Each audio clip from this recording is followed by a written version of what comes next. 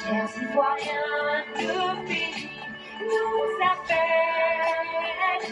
Si nous avons dans la tête ramener la liberté, notre devoir sera un modèle de l'espérance promise à l'humanité, en forgeant unis dans la voie du ciel, la patrie de la reine fraternité. La patrie de la reine fraternité. La patrie de la reine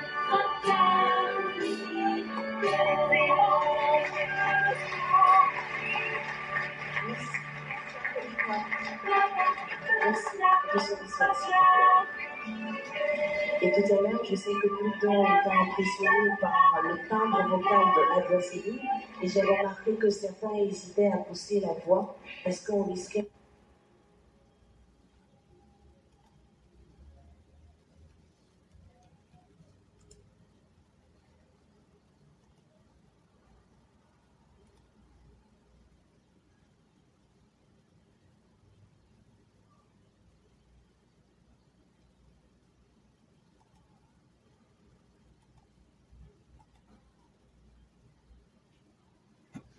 Bonjour mesdames et messieurs, bonjour chers auditeurs, bonjour chères auditrices, bonjour à tous les élèves de la classe éclaireur Pro-Vérité.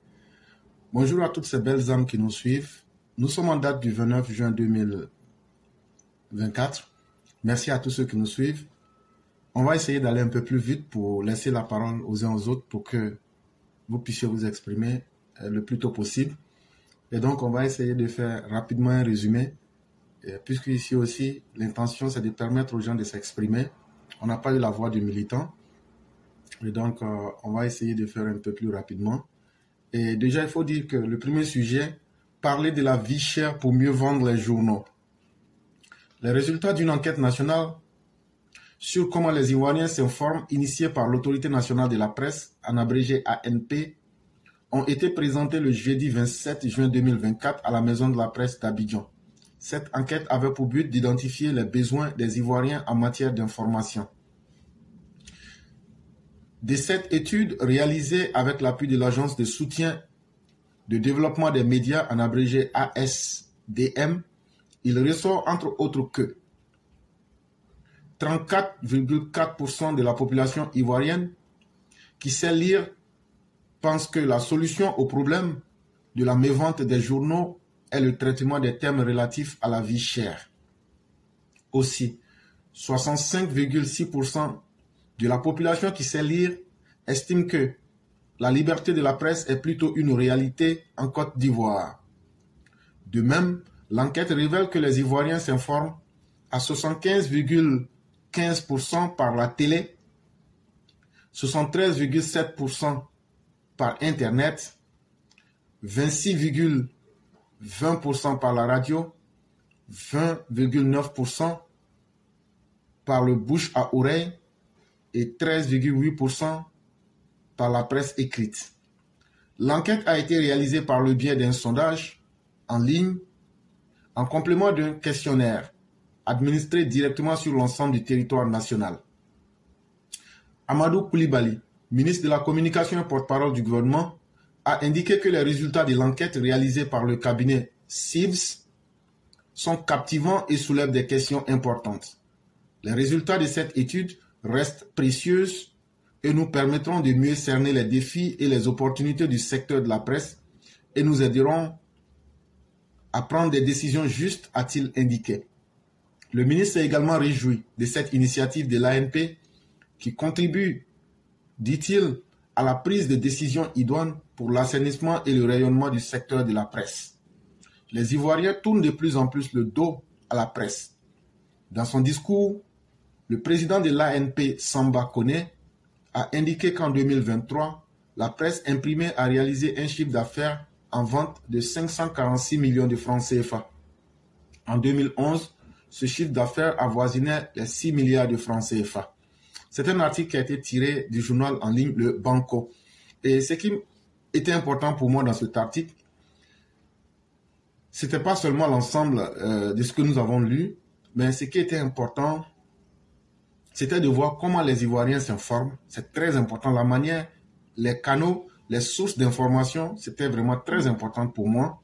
Et aujourd'hui, avec l'étude qui a été réalisée par l'Autorité nationale de la presse et aussi le soutien de l'ASDM, qui est l'Agence de soutien et de développement des médias, ça vient conforter, ça vient renforcer ce que nous vous disons toujours.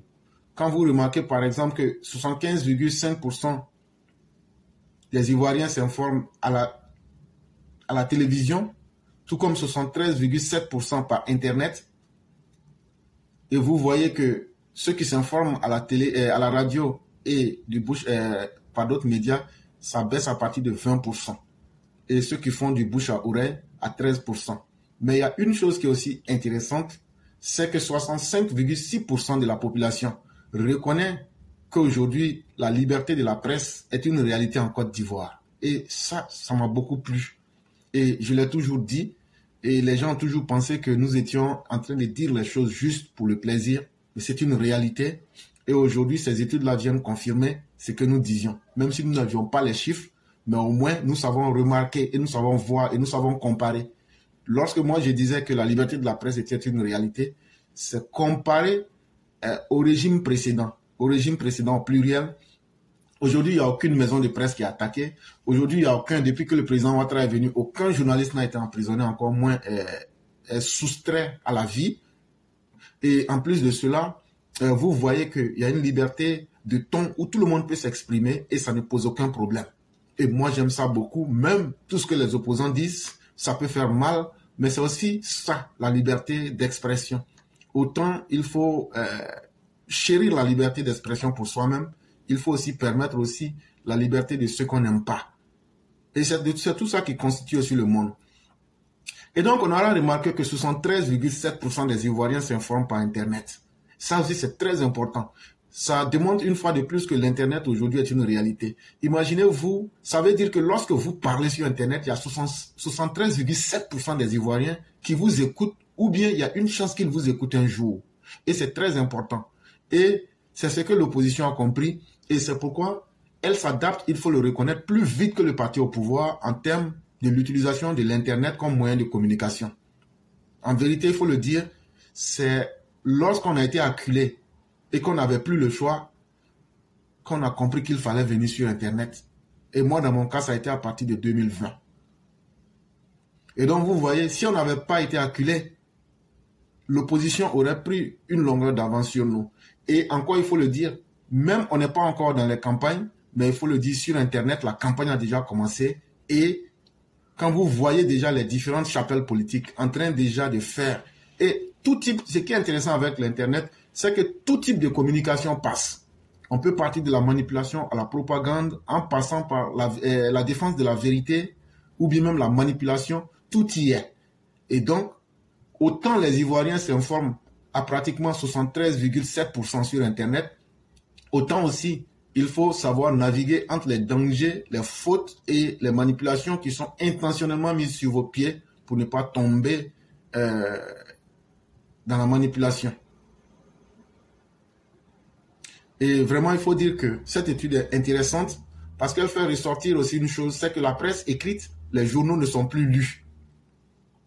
Les journaux en 2011, qui avaient fait un chiffre d'affaires de 6 milliards, aujourd'hui réalisent à peine 546 millions de francs CFA. Moi, je trouve que c'est une très bonne chose. Pourquoi c'est une très bonne chose? Parce que les journaux écrits ivoiriens ne s'améliorent pas du tout. Allez prendre les différents articles, lisez-les. Ils sont plus dans le sensationnel. Ils pensent que c'est en disant que la vie est chère qu'ils seront vendus. Et l'article est ressorti sur cet aspect-là. La vie est chère, la vie est chère. Mais montrez-nous aussi là où la vie est moins chère. C'est de soi aussi qu'il est question. Et la majorité des journalistes ivoiriens ne font pas d'analyse, la majorité ne fait pas d'analyse critique, ne fait pas d'analyse des situations.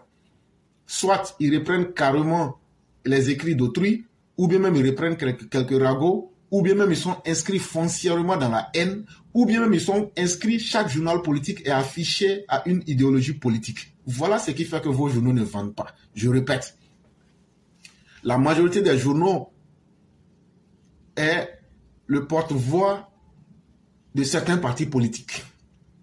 La majorité des journaux est soit dans la promotion de la haine, ou même dans la promotion d'un homme, d'un être humain, ou bien est carrément en train peut-être de faire de la répétition.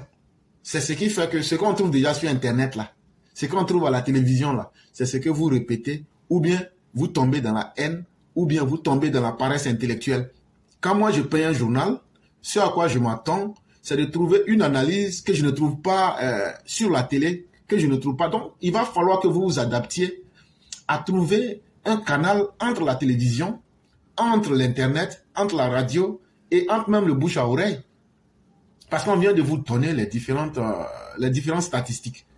Ceux qui suivent la télévision, c'est 75,15%. Ceux qui sont sur Internet, c'est 73,7%. Ceux qui écoutent la radio, c'est 26,6%. Ceux qui font du bouche à oreille, c'est 20,9%. La radio, c'est 20,9% et le bouche à oreille, c'est 13,8%. Tant que vous n'auriez pas trouvé le canevas pour comprendre pourquoi ceux-là nous ont dévancés alors qu'ils, si je parle de l'Internet qui est né il n'y a pas longtemps, pourquoi ceux-là vous ont dévancé, c'est simplement que vous n'arrivez pas à innover. Vous n'arrivez pas à comprendre qu'un journal... Il y a des journaux qui sont carrément dans le mensonge. Il y a des journaux qui te disent, par exemple, que... je prends par exemple un journal qui s'appelait Kabako, qui te disent des choses, toi-même tu sais que vraiment, c'est pas vrai.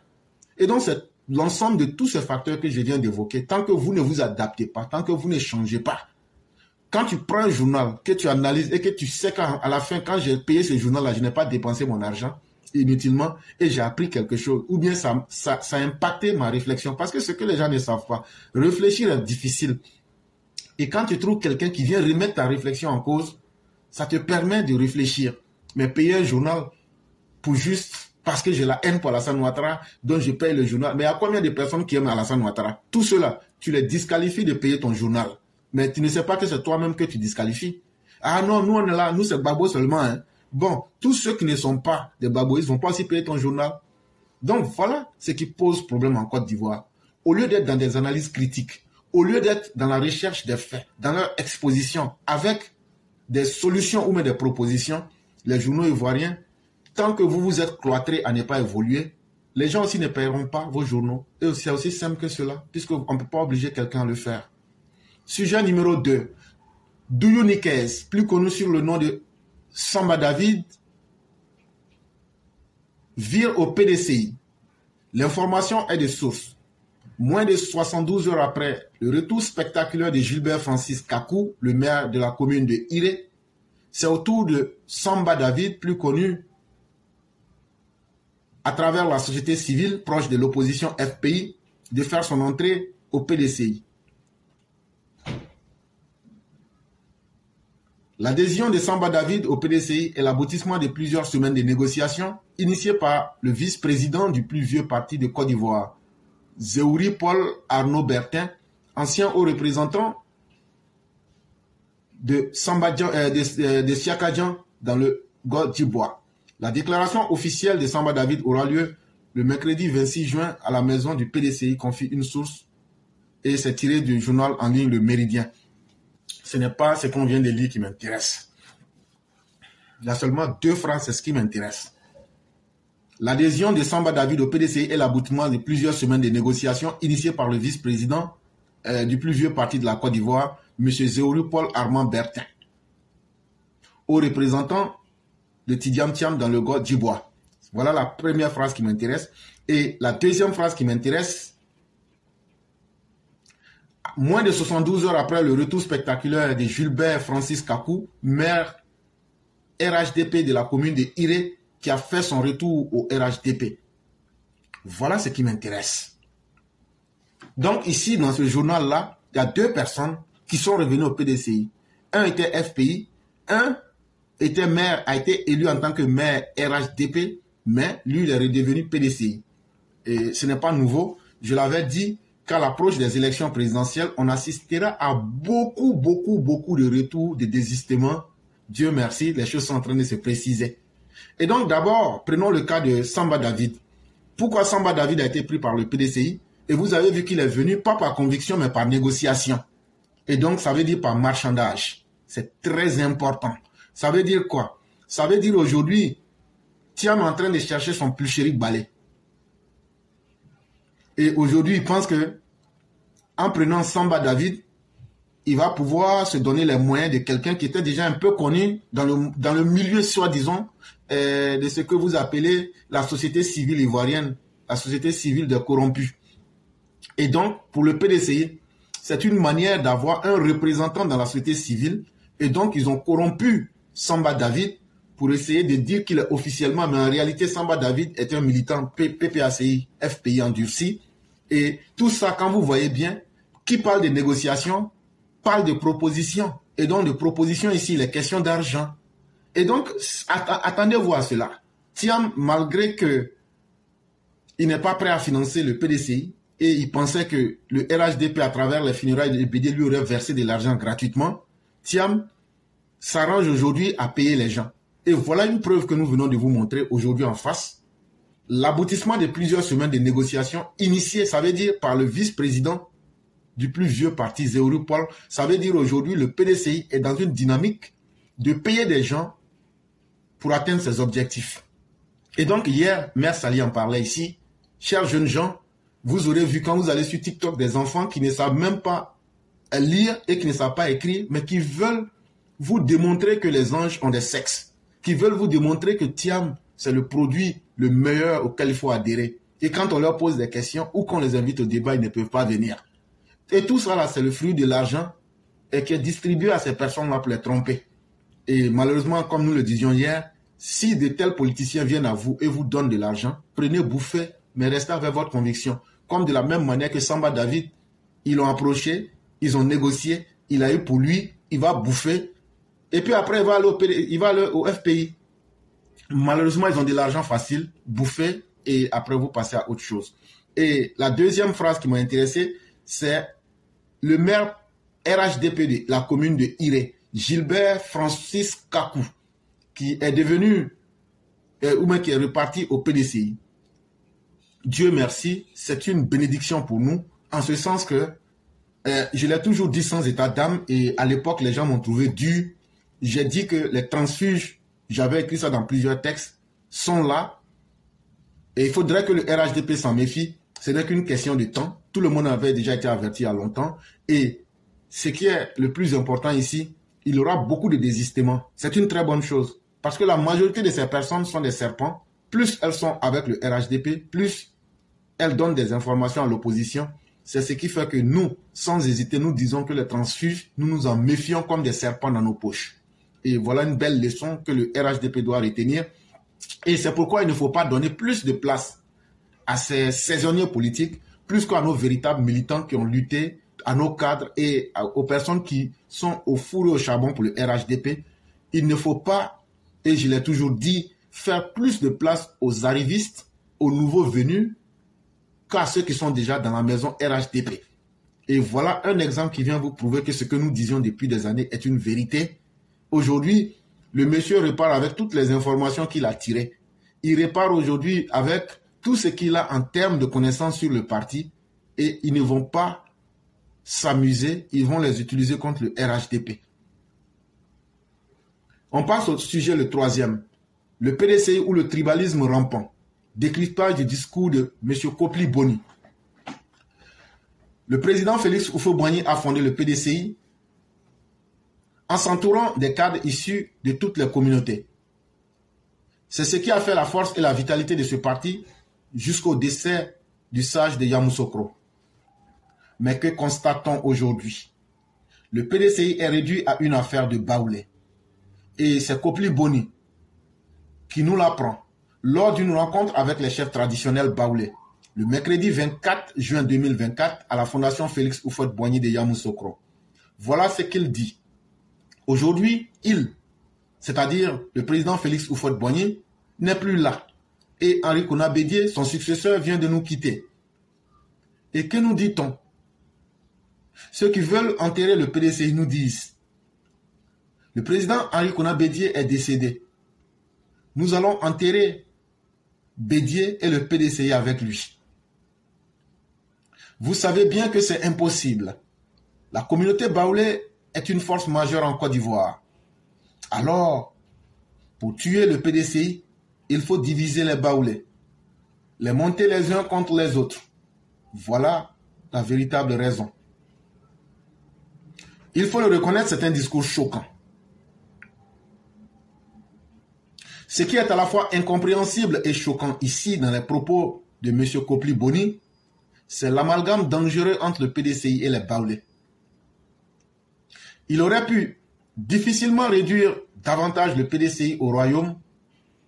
Pour lui, ceux qui veulent diviser le royaume veulent diviser le PDCI. Ce raccourci est révoltant. Un enseignant de son âge de plus de 90 ans aurait pu faire preuve de sagesse en évitant de se mêler dans des discours de politique et d'ethnie. Imaginez un peu le président Alassane Ouattara réunissant les Malinqués pour leur tenir ce genre de discours, ou tout autre cadre du RHDP réunissant d'autres ethnies pour leur tenir de tels discours. Le ciel leur serait tombé sur la tête, sans aucun doute.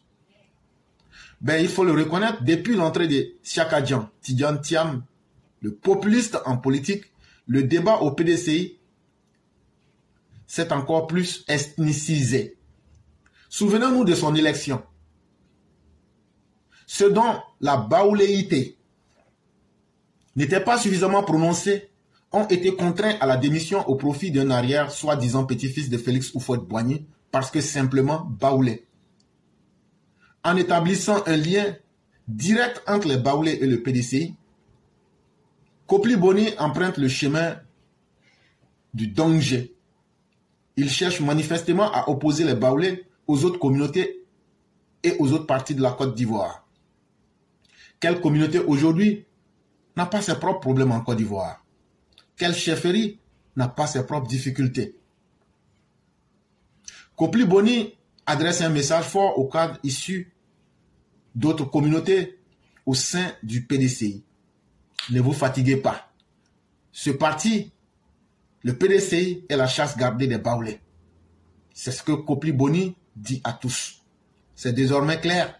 Le PDCI est et restera pour toujours un parti des baoulés. Tidjane Thiam, Siaka Dian, le soi-disant petit-fils de Félix Houphouët-Boigny, a été nommé au PDCI président parce qu'il aurait du sang baoulé. On comprend aisément pourquoi ce parti recule en termes de représentativité à l'échelle nationale. Sa vision réductrice l'a finalement confiné au centre de la Côte d'Ivoire. Les baoulés dans d'autres partis sont fiers d'être membres et ont embrassé une idéologie, pas un tribalisme rampant. Ils ont choisi d'appartenir à des organisations politiques qui veulent faire avancer leur pays qu'est la Côte d'Ivoire.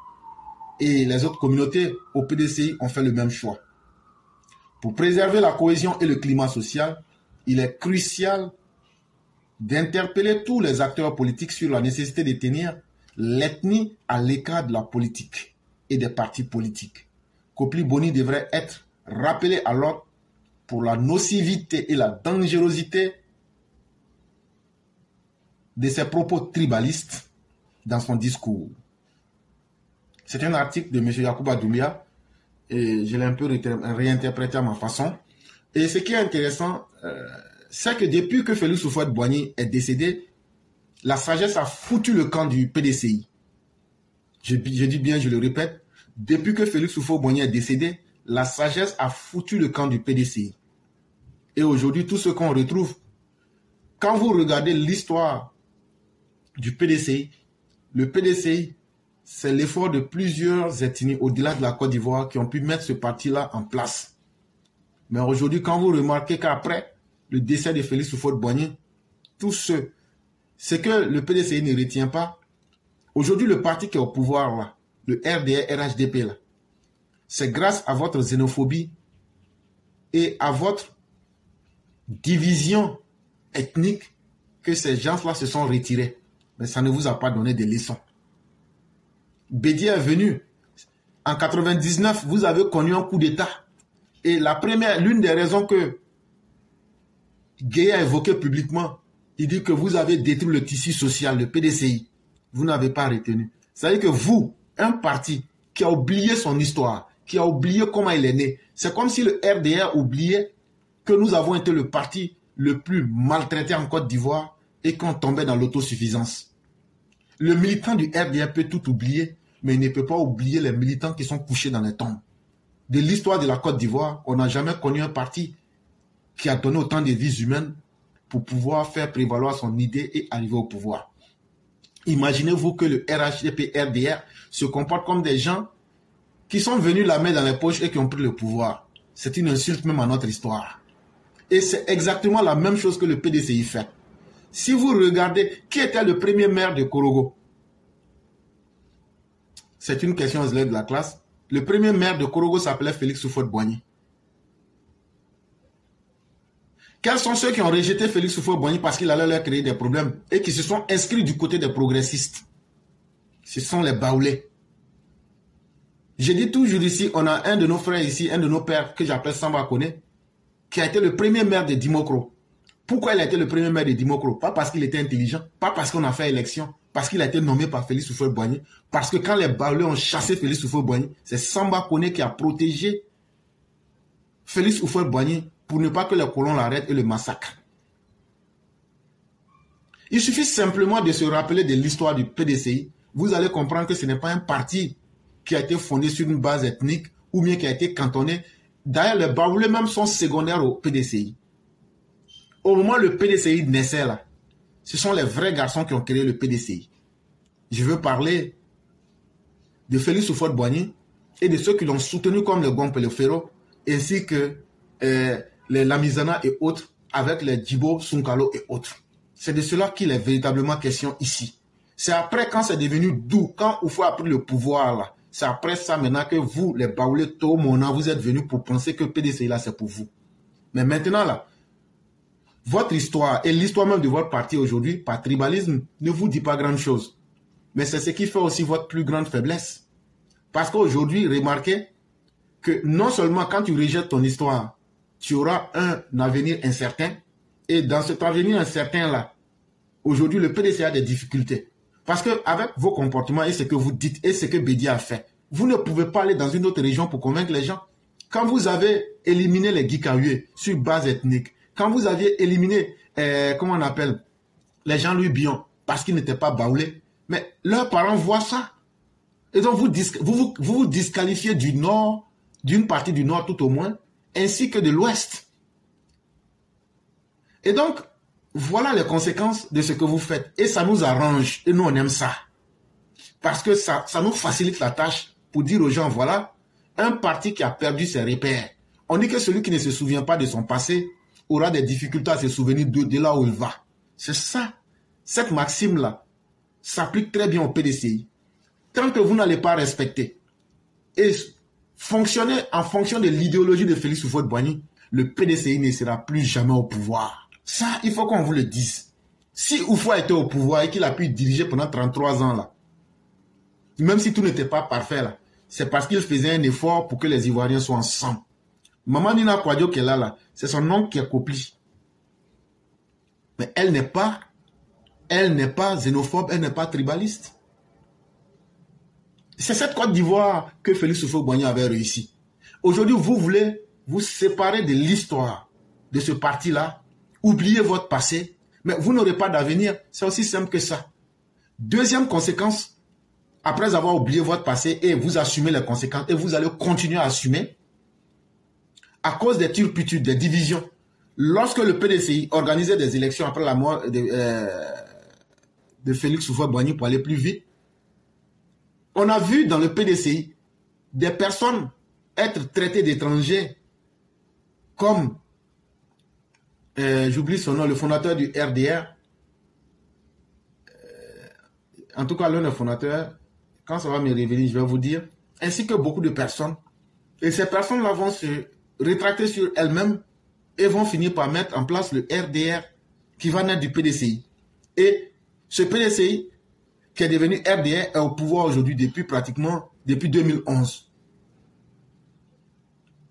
Mais ça ne vous dit pas que c'est une grosse erreur que vous avez faite. Je parle de Jenny Kombena, merci beaucoup. C'est une grosse erreur que vous avez imposée à vous-même. Mais vous n'en tirez pas les leçons. Aujourd'hui, là, le message de Kopli Boni, là, ce qu'il vient de dire est extrêmement dangereux et ça donne des idées aux autres. Mais quand on regarde encore pire, la nomination de Tidjane Thiam, il a été nommé, pas parce qu'il était compétent, pas parce qu'il a simplement corrompu certaines personnes en manque d'argent, mais parce que vous avez voulu prendre quelqu'un qui, selon vous, est d'abord baoulé. Mais les gens voient et les gens savent réfléchir. Et donc, c'est tout ça qui va faire tomber le PDCI. Et c'est tout ça qui fera que vous aurez des difficultés à évoluer. Mais il faut rappeler à Tidjane Thiam, le populiste, que ça ne sera pas suffisant. Tous ces artifices qu'il a là ne seront pas suffisants. Il va falloir aller plus loin. Et le PDCI doit tenir un discours qui est un discours qui doit convaincre les Ivoiriens sur sa capacité d'être un parti qui peut apporter quelque chose de nouveau. Et tant que les partis politiques ivoiriens n'ont pas compris cette réalité-là, ils seront en train de perdre dans le temps. Et Tidjane Thiam, qui était hier à Dabou, s'est plaint du fait que nous disions qu'il est populiste. Mais populiste, il l'est. Parce que tout ce qu'il dit, on sort les vérités, on les met. Quand il dit que c'est lui qui a construit la mosquée du plateau avec ses mains, mais que les gens arrivent à démontrer que c'est faux.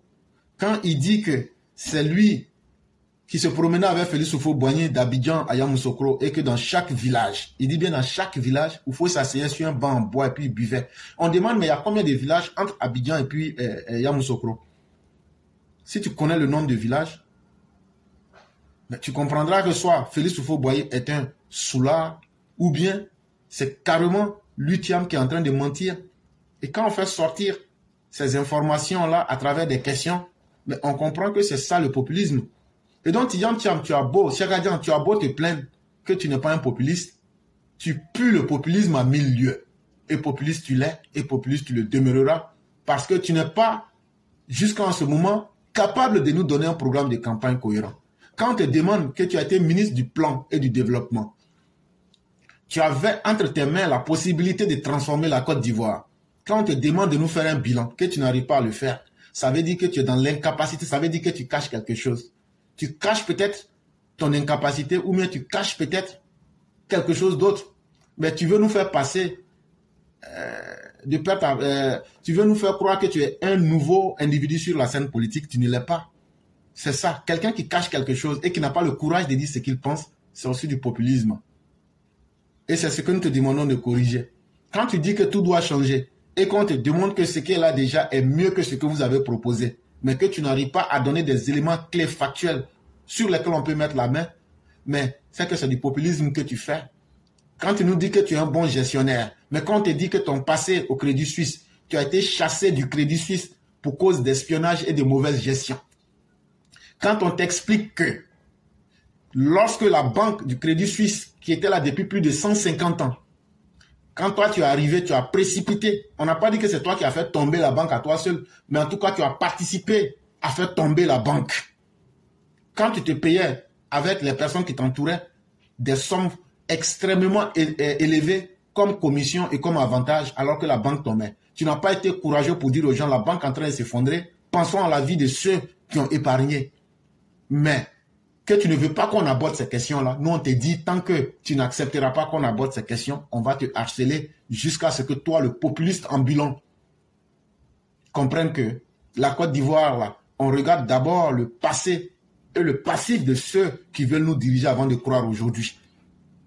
Quand on t'explique que tu es rentré dans un deal avec des Chinois, eux t'ont donné de l'argent, tu as créé des sociétés écrans, ça veut dire des fausses sociétés. Et après, tu as placé ces sociétés-là dans la bourse, mais ça n'a pas marché. Et que ces Chinois-là, aujourd'hui, courent derrière toi pour que tu leur donnes leur argent. Mais il faut sortir pour nous dire que c'est faux. Ou bien que nous sommes en train de mentir. Ou bien, convoque-nous au tribunal. Quand on te dit que tu es venu, tu as pris les économies, le fruit de plusieurs années d'efforts de plusieurs personnes aux États-Unis, des milliers de familles. Tu as pris leurs économies. Tu as mis ça dans le placement d'argent pour pouvoir avoir beaucoup d'intérêt. Mais ça n'a pas marché. L'argent des gens là, tu as fait perdre leur économie. Ces gens ont posé plainte contre toi. Mais quand on t'explique ça, et que tu n'as pas le courage, tu veux tromper les gens.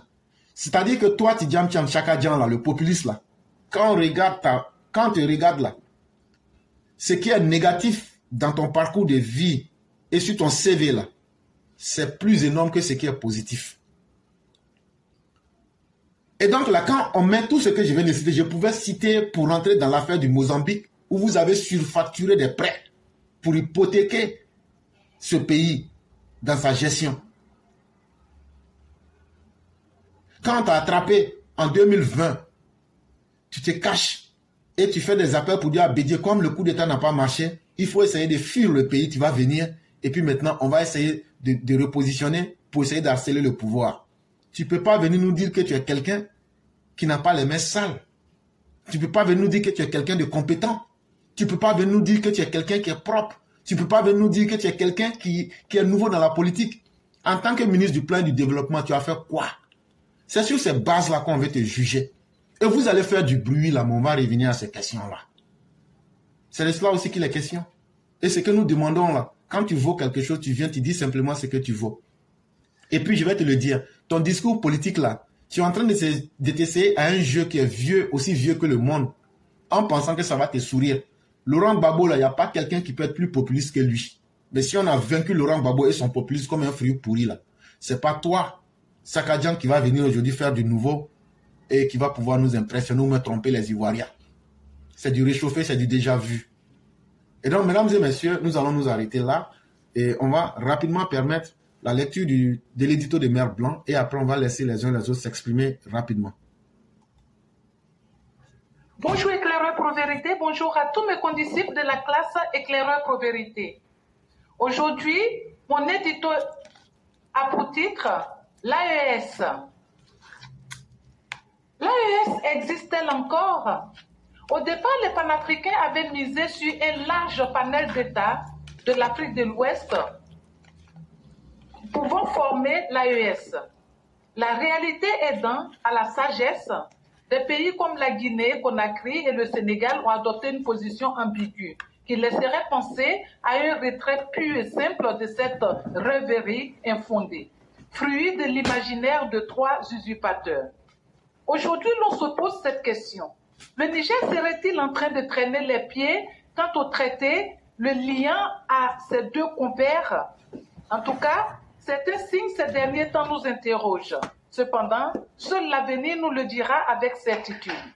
Oui, à la faveur des derniers événements à Ouagadougou, seul le Mali avait dépêché sur place des éléments en vue de prêter main forte au petit capitaine Gueulard.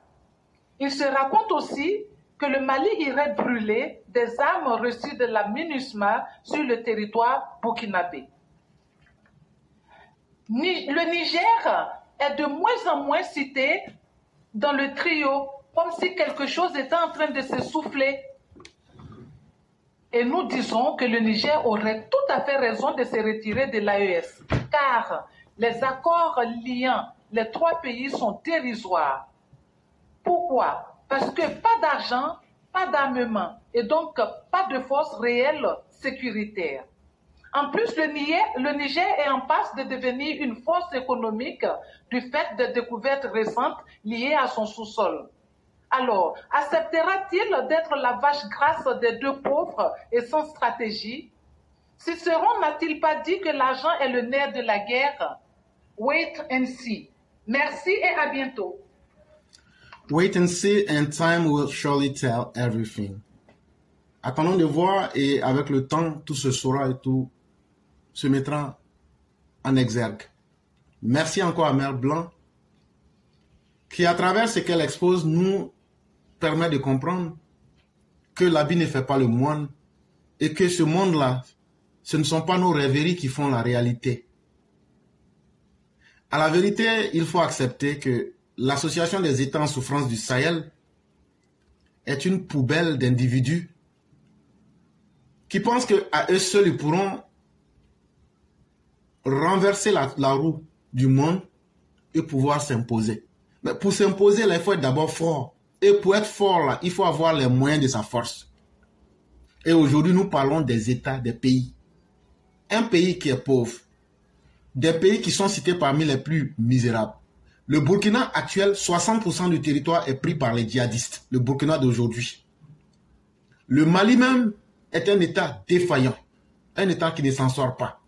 L'AES n'a pas de siège.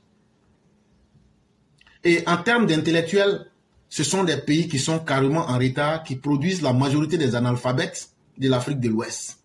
Ces 3 pays à eux seuls produisent au bas mot 60% ou 70% des analphabètes de la sous-région.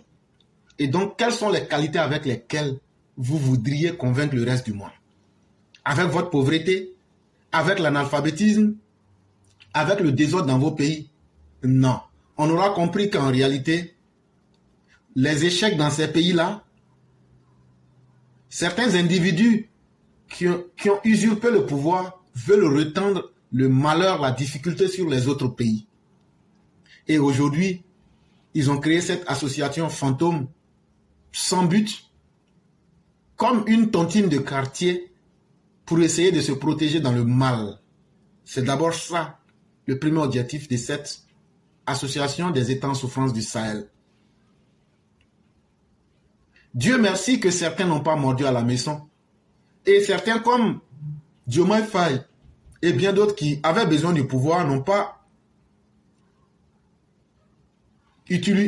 failli, n'ont pas manqué d'utiliser le populisme pour arriver au pouvoir. Mais une chose est de prendre le pouvoir, mais une chose est d'être confronté aux réalités. Aujourd'hui, ceux qui sont au pouvoir au Sénégal se disent, si aujourd'hui nous avons à avoir peur d'affronter la peur de quelqu'un, ça sera le peuple qui nous a fait confiance. Et donc, qu'est-ce que nous faisons? Et aujourd'hui, ils sont dans l'hésitation, tout comme la Guinée. Mais de toutes les façons, le modèle de l'AES ne peut pas marcher parce que tout ce qui a été fait du début jusqu'à la fin, ça a été fait en ne tenant absolument pas du tout compte du droit. Comment des gens qui sont nés de l'illégalité la plus absolue peuvent penser qu'eux peuvent créer une organisation sous-régionale? Ça aussi, vous êtes courageux, hein? C'est-à-dire que vous-même là, vous êtes dans l'illégalité, vous êtes malvenu parce que vous avez usurpé le pouvoir et vous dites vous allez créer une organisation sous-régionale. Et puis ce sont des présidents élus par leur peuple qui vont vous suivre. Vraiment, il faut être un peuple illettré pour penser à cela. Et ça montre encore l'illettrisme ambiant et profond de ces personnes-là qui disent non, nous on est des illettrés mais on veut que ceux qui sont des lettrés et ceux qui sont des intellectuels nous suivent.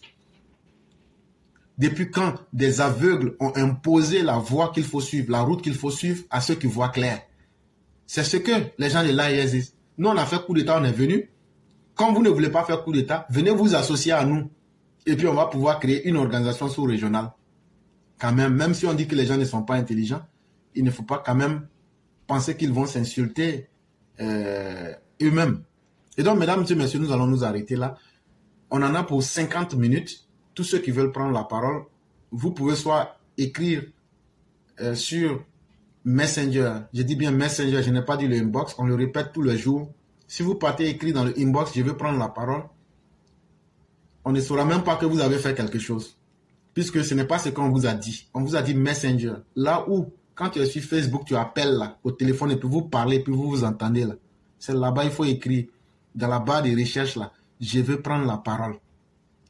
La meilleure manière, quand on est en direct là, quand tu écris je veux la parole là, ça c'est la meilleure manière.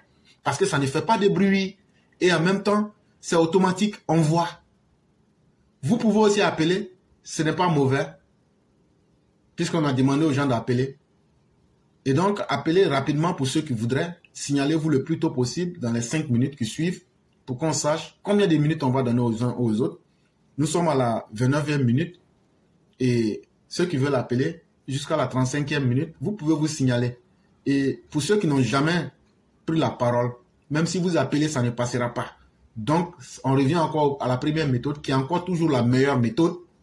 Vous partez sur éclaireur Pro Vérité bis, et puis vous tapez, vous dites, je veux la parole. Je vais vous répondre par écrit pour débloquer la ligne, et puis vous allez avoir la parole. Et donc, jusqu'à la 35e minute, tous ceux qui voudraient s'exprimer, vous pouvez le faire rapidement. On va déjà débuter avec un frère qui a des questions à poser. Et donc, on va appeler celui-ci pour qu'on puisse déjà débuter. Merci à tous ceux qui nous font confiance. Merci à tous ceux qui participent à l'éveil des consciences à travers nos différentes émissions. Nous vous en sommes plus que reconnaissants et nous vous disons merci infiniment. de tout ce que vous apportez ici. Allô?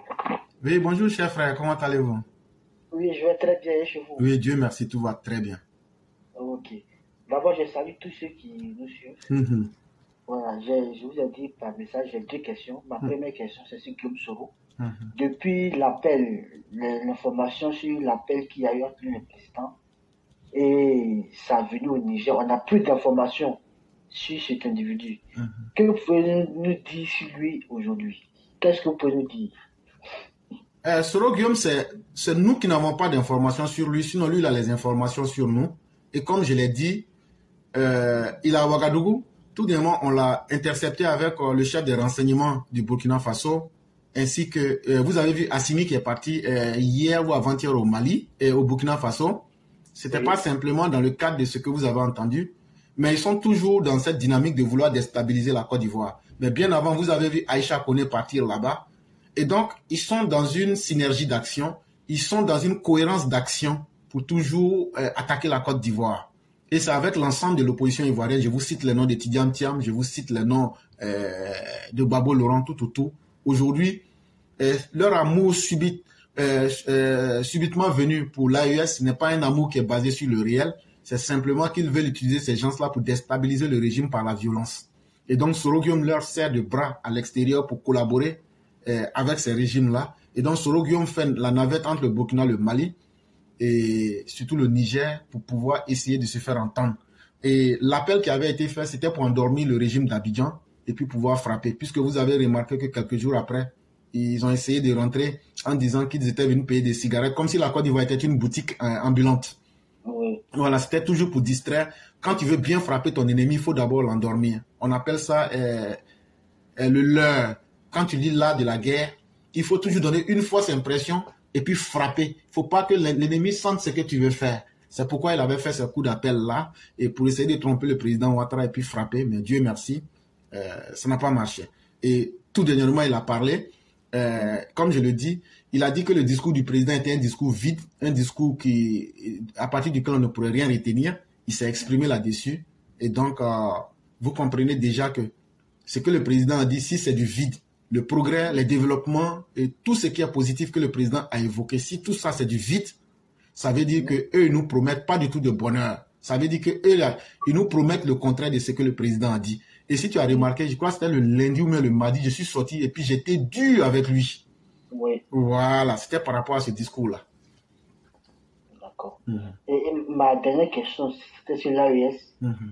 Et comment vous voyez la fin de ce pouvoir-là? Non, le jour qu'un de ces individus tombe, vous verrez que l'AES n'existera plus. Parce que le Litapo Gourma qui existe depuis 1970, ben, si l'AES était une réalité, où est leur siège? Ça, c'est une question. Si l'AES était une réalité, où est leur charte? Si tu me demandes quelle est la charte de la CEDEAO, je vais te faire sortir et puis te lire la charte de la CEDEAO. Est-ce qu'on peut être dans une association sans avoir un livre de règlement intérieur? Non. Ils n'en ont pas. Ils n'ont pas de siège. Et en plus, ce qui est encore pire, eux-mêmes étant dans l'illégalité, ils ne peuvent pas avoir de représentativité à l'international, donc ça veut dire de crédibilité. Donc c'est quelque chose, c'est comme un mort-né en fait. Mais ce qu'il faut comprendre, c'est une association pour se maintenir au pouvoir, c'est tout. Et le jour qu'un tombera, tu verras que l'association ne va plus exister. Donc c'est pourquoi nous disons aux gens que c'est simplement quelque chose d'inutile, quelque chose qui ne tient pas, et pour nous ça n'a aucun avenir puisque ça n'a jamais existé sur de bonnes bases. D'accord. Et c'était la question, merci beaucoup. Il n'y a pas de problème. J'espère que ces questions ont été répondues comme vous les souhaitiez. Oui, ça a été très bien répondu. Il n'y a pas de problème, cher frère. Vraiment, c'est nous qui vous disons merci. Et on va vous souhaiter un très bon week-end. Merci à vous aussi. Je vous en prie.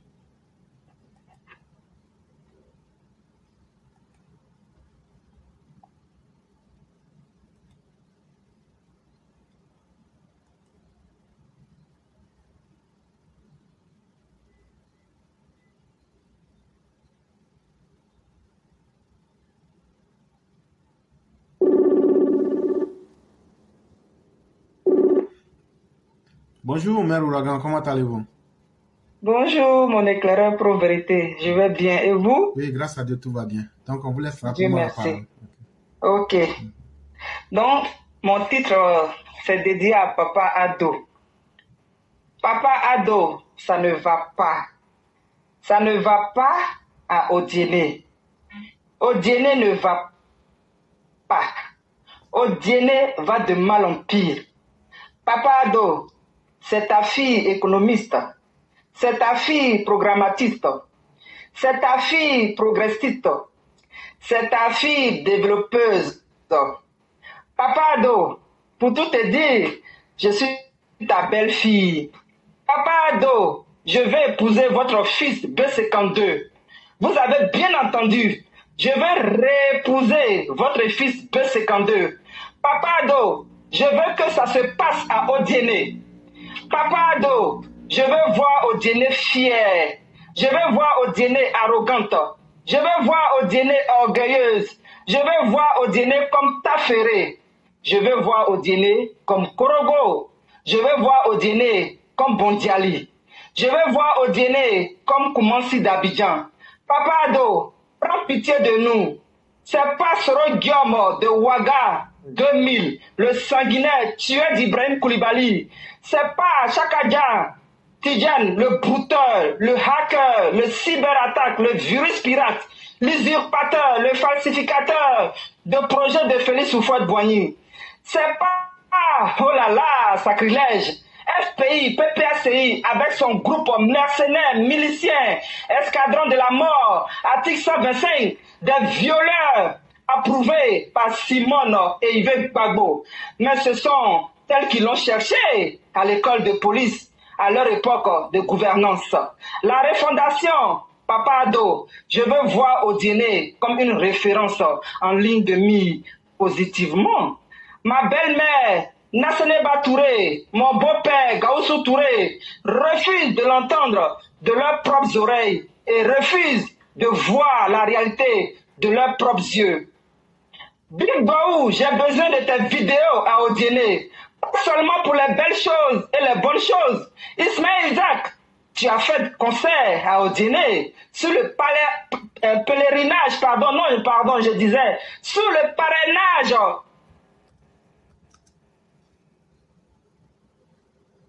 de la marraine Nasseneba Touré.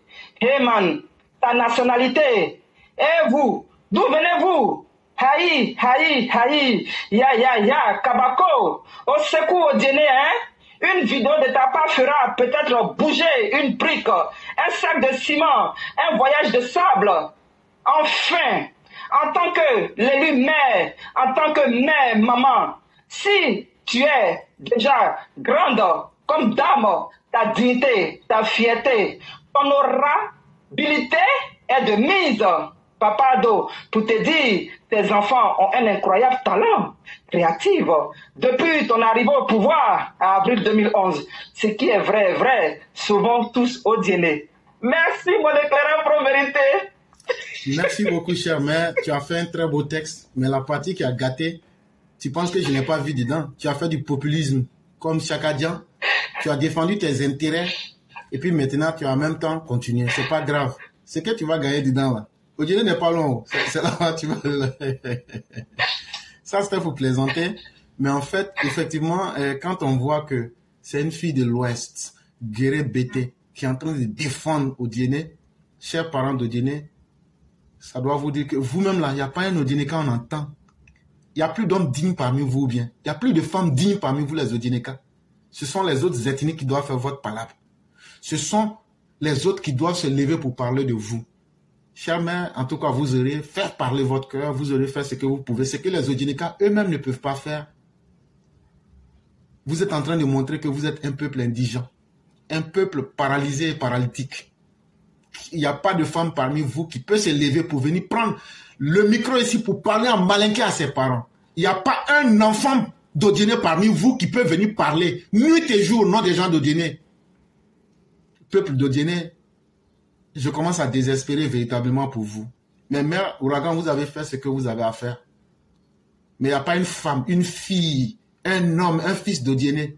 Si moi j'étais d'Odiene, même chaque jour, j'allais prendre ici, venir parler en langue à mes parents. J'allais venir ici chaque jour que Dieu fait, parler en langue à mes parents. jusqu'à ce que cette situation-là change. Mes chers mères, ce que vous avez fait, c'est quelque chose. C'est Dieu seul qui pourra vous payer. Mais en même temps, ça me désespère. Ça veut dire que les Odinékas ont fini par accepter leur situation. Aujourd'hui, ils n'ont rien à envier au peuple d'Israël qui n'était plus capable d'avoir des hommes potents, des hommes corrects. Il a fallu que d'autres viennent faire leur palabre. C'est très triste. Mais chère mère, merci d'avoir fait ce que vous aviez à faire. Mais si ce peuple-là même ne se réveille pas lui-même, en tout cas, il aura mis les ingrédients de sa perte en place. Sinon, le président Alassane Ouattara n'a pas fermé la porte à une communauté. Il a mis le développement à tous les niveaux et au même diapason. Il y a des ministres-gouverneurs, il y a des conseils régionaux, il y a des maires. Mais si cette région n'a pas pu se réveiller, qu'est-ce que vous voulez qu'on fasse? Vraiment, merci beaucoup. Merci infiniment, chère mère, et que la bonté divine nous couvre. Merci. Merci à mes mères. Bonsoir et bon week-end à tout le monde. Merci beaucoup, chère mère, et nous vous souhaitons un excellent week-end. Merci beaucoup. Je vous en mon prie. éclaireur. Merci beaucoup.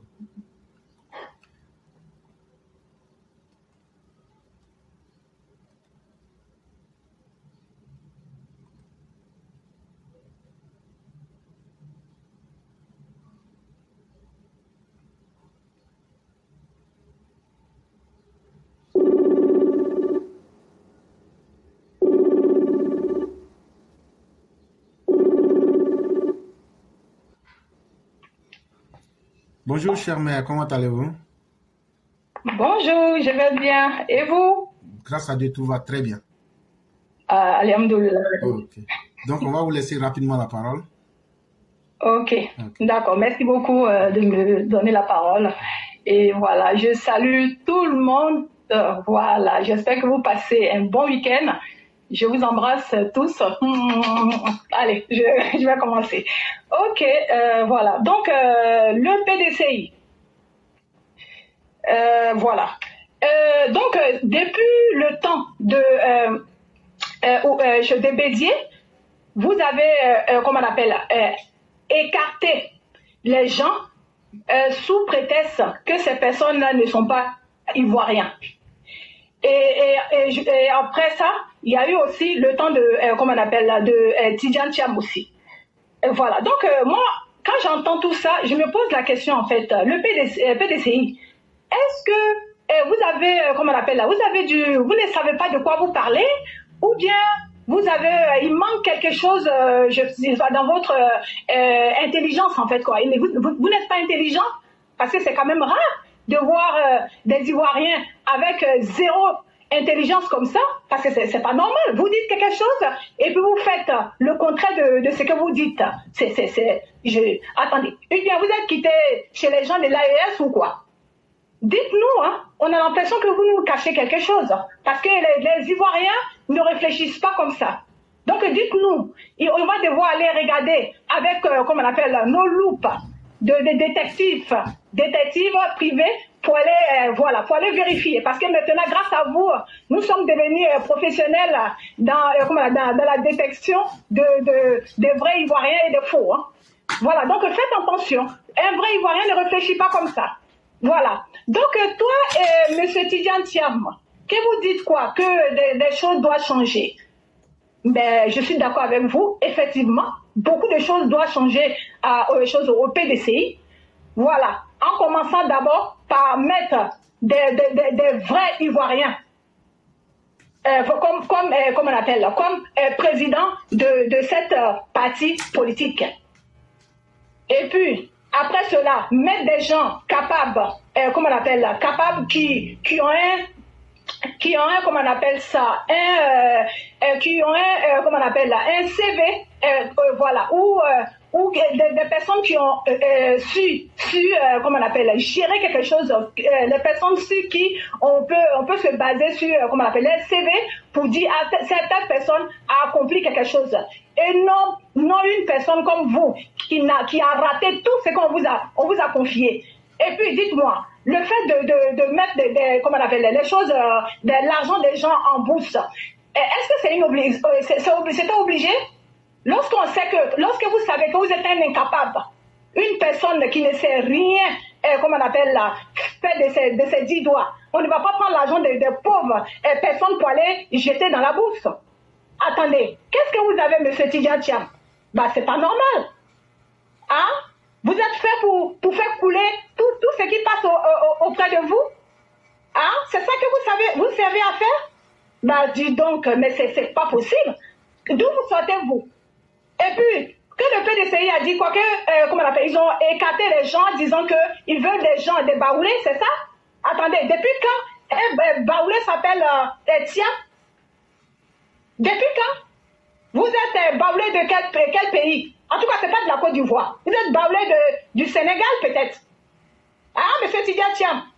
Donc, vous, avec votre parti comment on appelle là, de PDCI là, vous ferez mieux de savoir de quoi vous parlez avant de dire n'importe quoi et puis d'écarter les honnêtes ivoiriens comment on appelle, de la Côte d'Ivoire et puis aller ramasser tous les étrangers perdus comme vous, monsieur Tidjane Thiam, alias Chakadjan, une personne qui ne brille que comment on appelle là, que de scandale.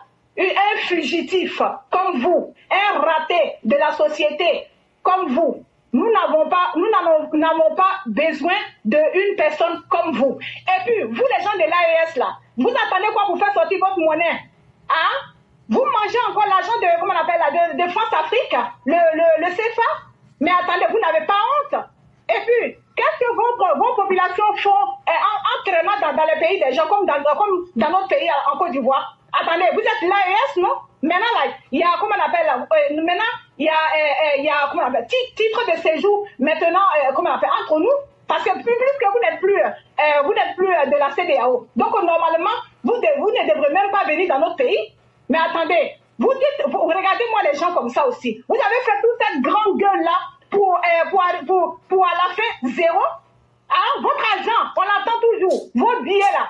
C'est ça que vous étiez en train de dire, en flottant. Oui, on va faire sortir nos billets comment on appelle, notre monnaie. On va, on est l'AES maintenant, on est plus, comment on appelle, on est plus dans le CEDEAO, dans le CEDEAO et tout. Nous, on est d'accord avec ça. Mais venez ramasser vos étrangers, vos incapables, vos personnes qui ne servent à rien, qui sont dans notre pays, qui ne font que s'enrichir, sans rien donner à notre pays. Là. Venez les ramasser de chez nous et puis les envoyer chez vous. Vous avez compris? Des personnes qui se disent avoir des drones avec infrarouge, mais les drones qui se dirigent, au lieu que les drones aillent vers les terroristes, ils dirigent ça vers la population. Des personnes qui emprisonnent, des pauvres personnes qui ne font que s'exprimer dans leur pays pour les mettre en prison. Les personnes qui laissent des voleurs, des racailles, des brigands, des violeurs, des malfrats en liberté, hein? Ces personnes-là ne peuvent rien dire devant nous. Donc allez-y régler tout ça avant de venir parler de la Côte d'Ivoire. Donc votre coalition que vous êtes en train de faire, continuez, ça va éclater sur vos visages. De toutes les façons, nous les Ivoiriens, nous vous attendons. Comme on l'a toujours dit, on vous attend. Donc dites seulement paix, vous allez voir, nous allons continuer là. On va vous montrer combien de fois nous savons danser. Voilà, donc je vais m'arrêter là. C'était voilà un petit coucou de ma part ce soir. Donc voilà, je vous souhaite une excellente journée à tous et puis bon week-end à tout le monde. Au revoir. Merci infiniment, chère mère. Merci encore pour le message qui galvanise. Merci encore pour ce message à l'AES. Et en tout cas, la dignité voudrait que quand on n'aime pas quelque chose, on puisse se retirer de la chose. Et à Tidjane Thiam, nous lui disons bonne arrivée en politique ivoirienne. En tout cas, il en prendra pour sa compte et il va d'abord prendre la couleur, la température locale avant de pouvoir savoir où il a mis les pieds. Merci beaucoup, chère mère. On vous souhaite aussi un excellent week-end et bien des choses à toute la famille. Ok, coucou. Au revoir. Merci beaucoup.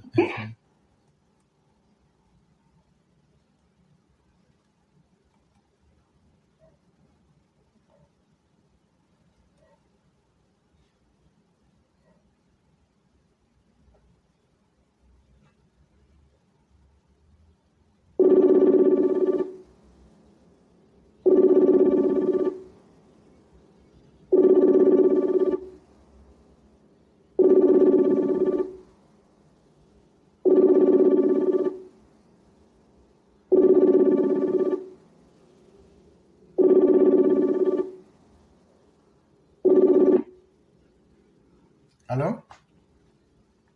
Allô, bonjour éclaireur. Bonjour, chère mère. Comment allez-vous? Je vais bien, merci. Dieu merci. Vous m'entendez? Oui, on vous entend parfaitement. D'accord. Ok. Merci de me donner la parole cet après-midi. Éclaireur, je vous salue et je vous dis merci pour le boulot. Je salue tous les élèves de la classe, tous ceux qui nous suivent et encore merci à tous pour vos contributions. Alors, éclaireur, je vais commencer par Afi Nguessan et dire à Afi Nguessan qu'il n'est pas indispensable en fait à la politique ivoirienne. Parce que lors de l'hommage qui a été rendu au président Ouattara par les femmes du RHDP, je crois que c'était samedi dernier au parc des sports de Treichville, je crois que Afi Nguessan a eu une invitation et il a décliné l'invitation au motif que, en fait, pour lui, il voyait dans ce rassemblement, dans cet hommage, une sorte de culte à la personnalité du président Ouattara.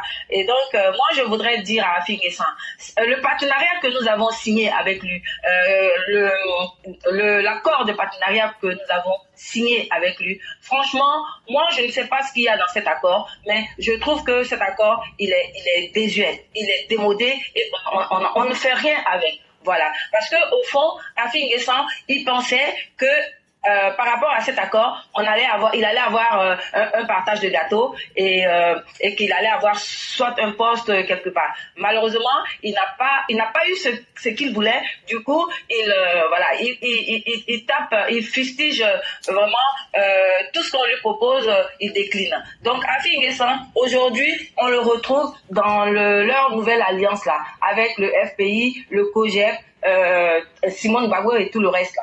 Franchement, on espère que c'est pas pour encore préparer le CNT qu'ils ont mis en place en 2020 pour causer des morts et où Afi Nguessan a été à la tête. Et puis après, quand ça a mal tourné, il a voulu s'échapper au Ghana. Donc Afi Nguessan, nous disons que tu ne t'assumes pas. Tu n'as pas une posture nette.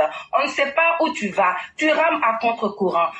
Parce que Gbagbo est parti créer son PPACI, mais au fond, tu essaies encore de lui faire la cour, en te disant que quand il sera pas de la course à la présidentielle, tu vas peut-être récupérer ses voix. Donc franchement, je trouve que tu n'es pas digne. Tu n'es vraiment pas digne et tu n'es vraiment pas indispensable, comme je l'ai dit, en politique. Donc, vraiment, j'estime que tu devrais déposer et puis prendre ta retraite parce que tu n'es pas vraiment nécessaire. Voilà. En tout cas, pas au RHDP et on a bien fait de s'arrêter par rapport à cet accord de partenariat qui, au fond, a accouché d'une souris et qui ne nous a servi à rien du tout. Voilà ce que je voulais dire par rapport à Afi. Et éclaireur, je vais aussi parler de Tchakadian parce que on ne va pas le louper et dire que Tidjane Thiam, il a été absent du pays pendant plus de 20 ans. Et il vient comme ça au PDCI, il prend la tête du PDCI, il débarque comme un cheveu dans la soupe et on fait de lui le président du PDCI. Et aujourd'hui, c'est lui, Tidjane Thiam, qui pense qu'il doit sillonner la Côte d'Ivoire pour critiquer les actions du président Ouattara. Eh bien, on le voit bien parce que l'opposition, ce qu'elle sait faire, c'est critiquer sans jamais proposer de solution, sans jamais rien proposer. Parce que Tidjane Thiam nous dit qu'il veut tout changer. Ah bon?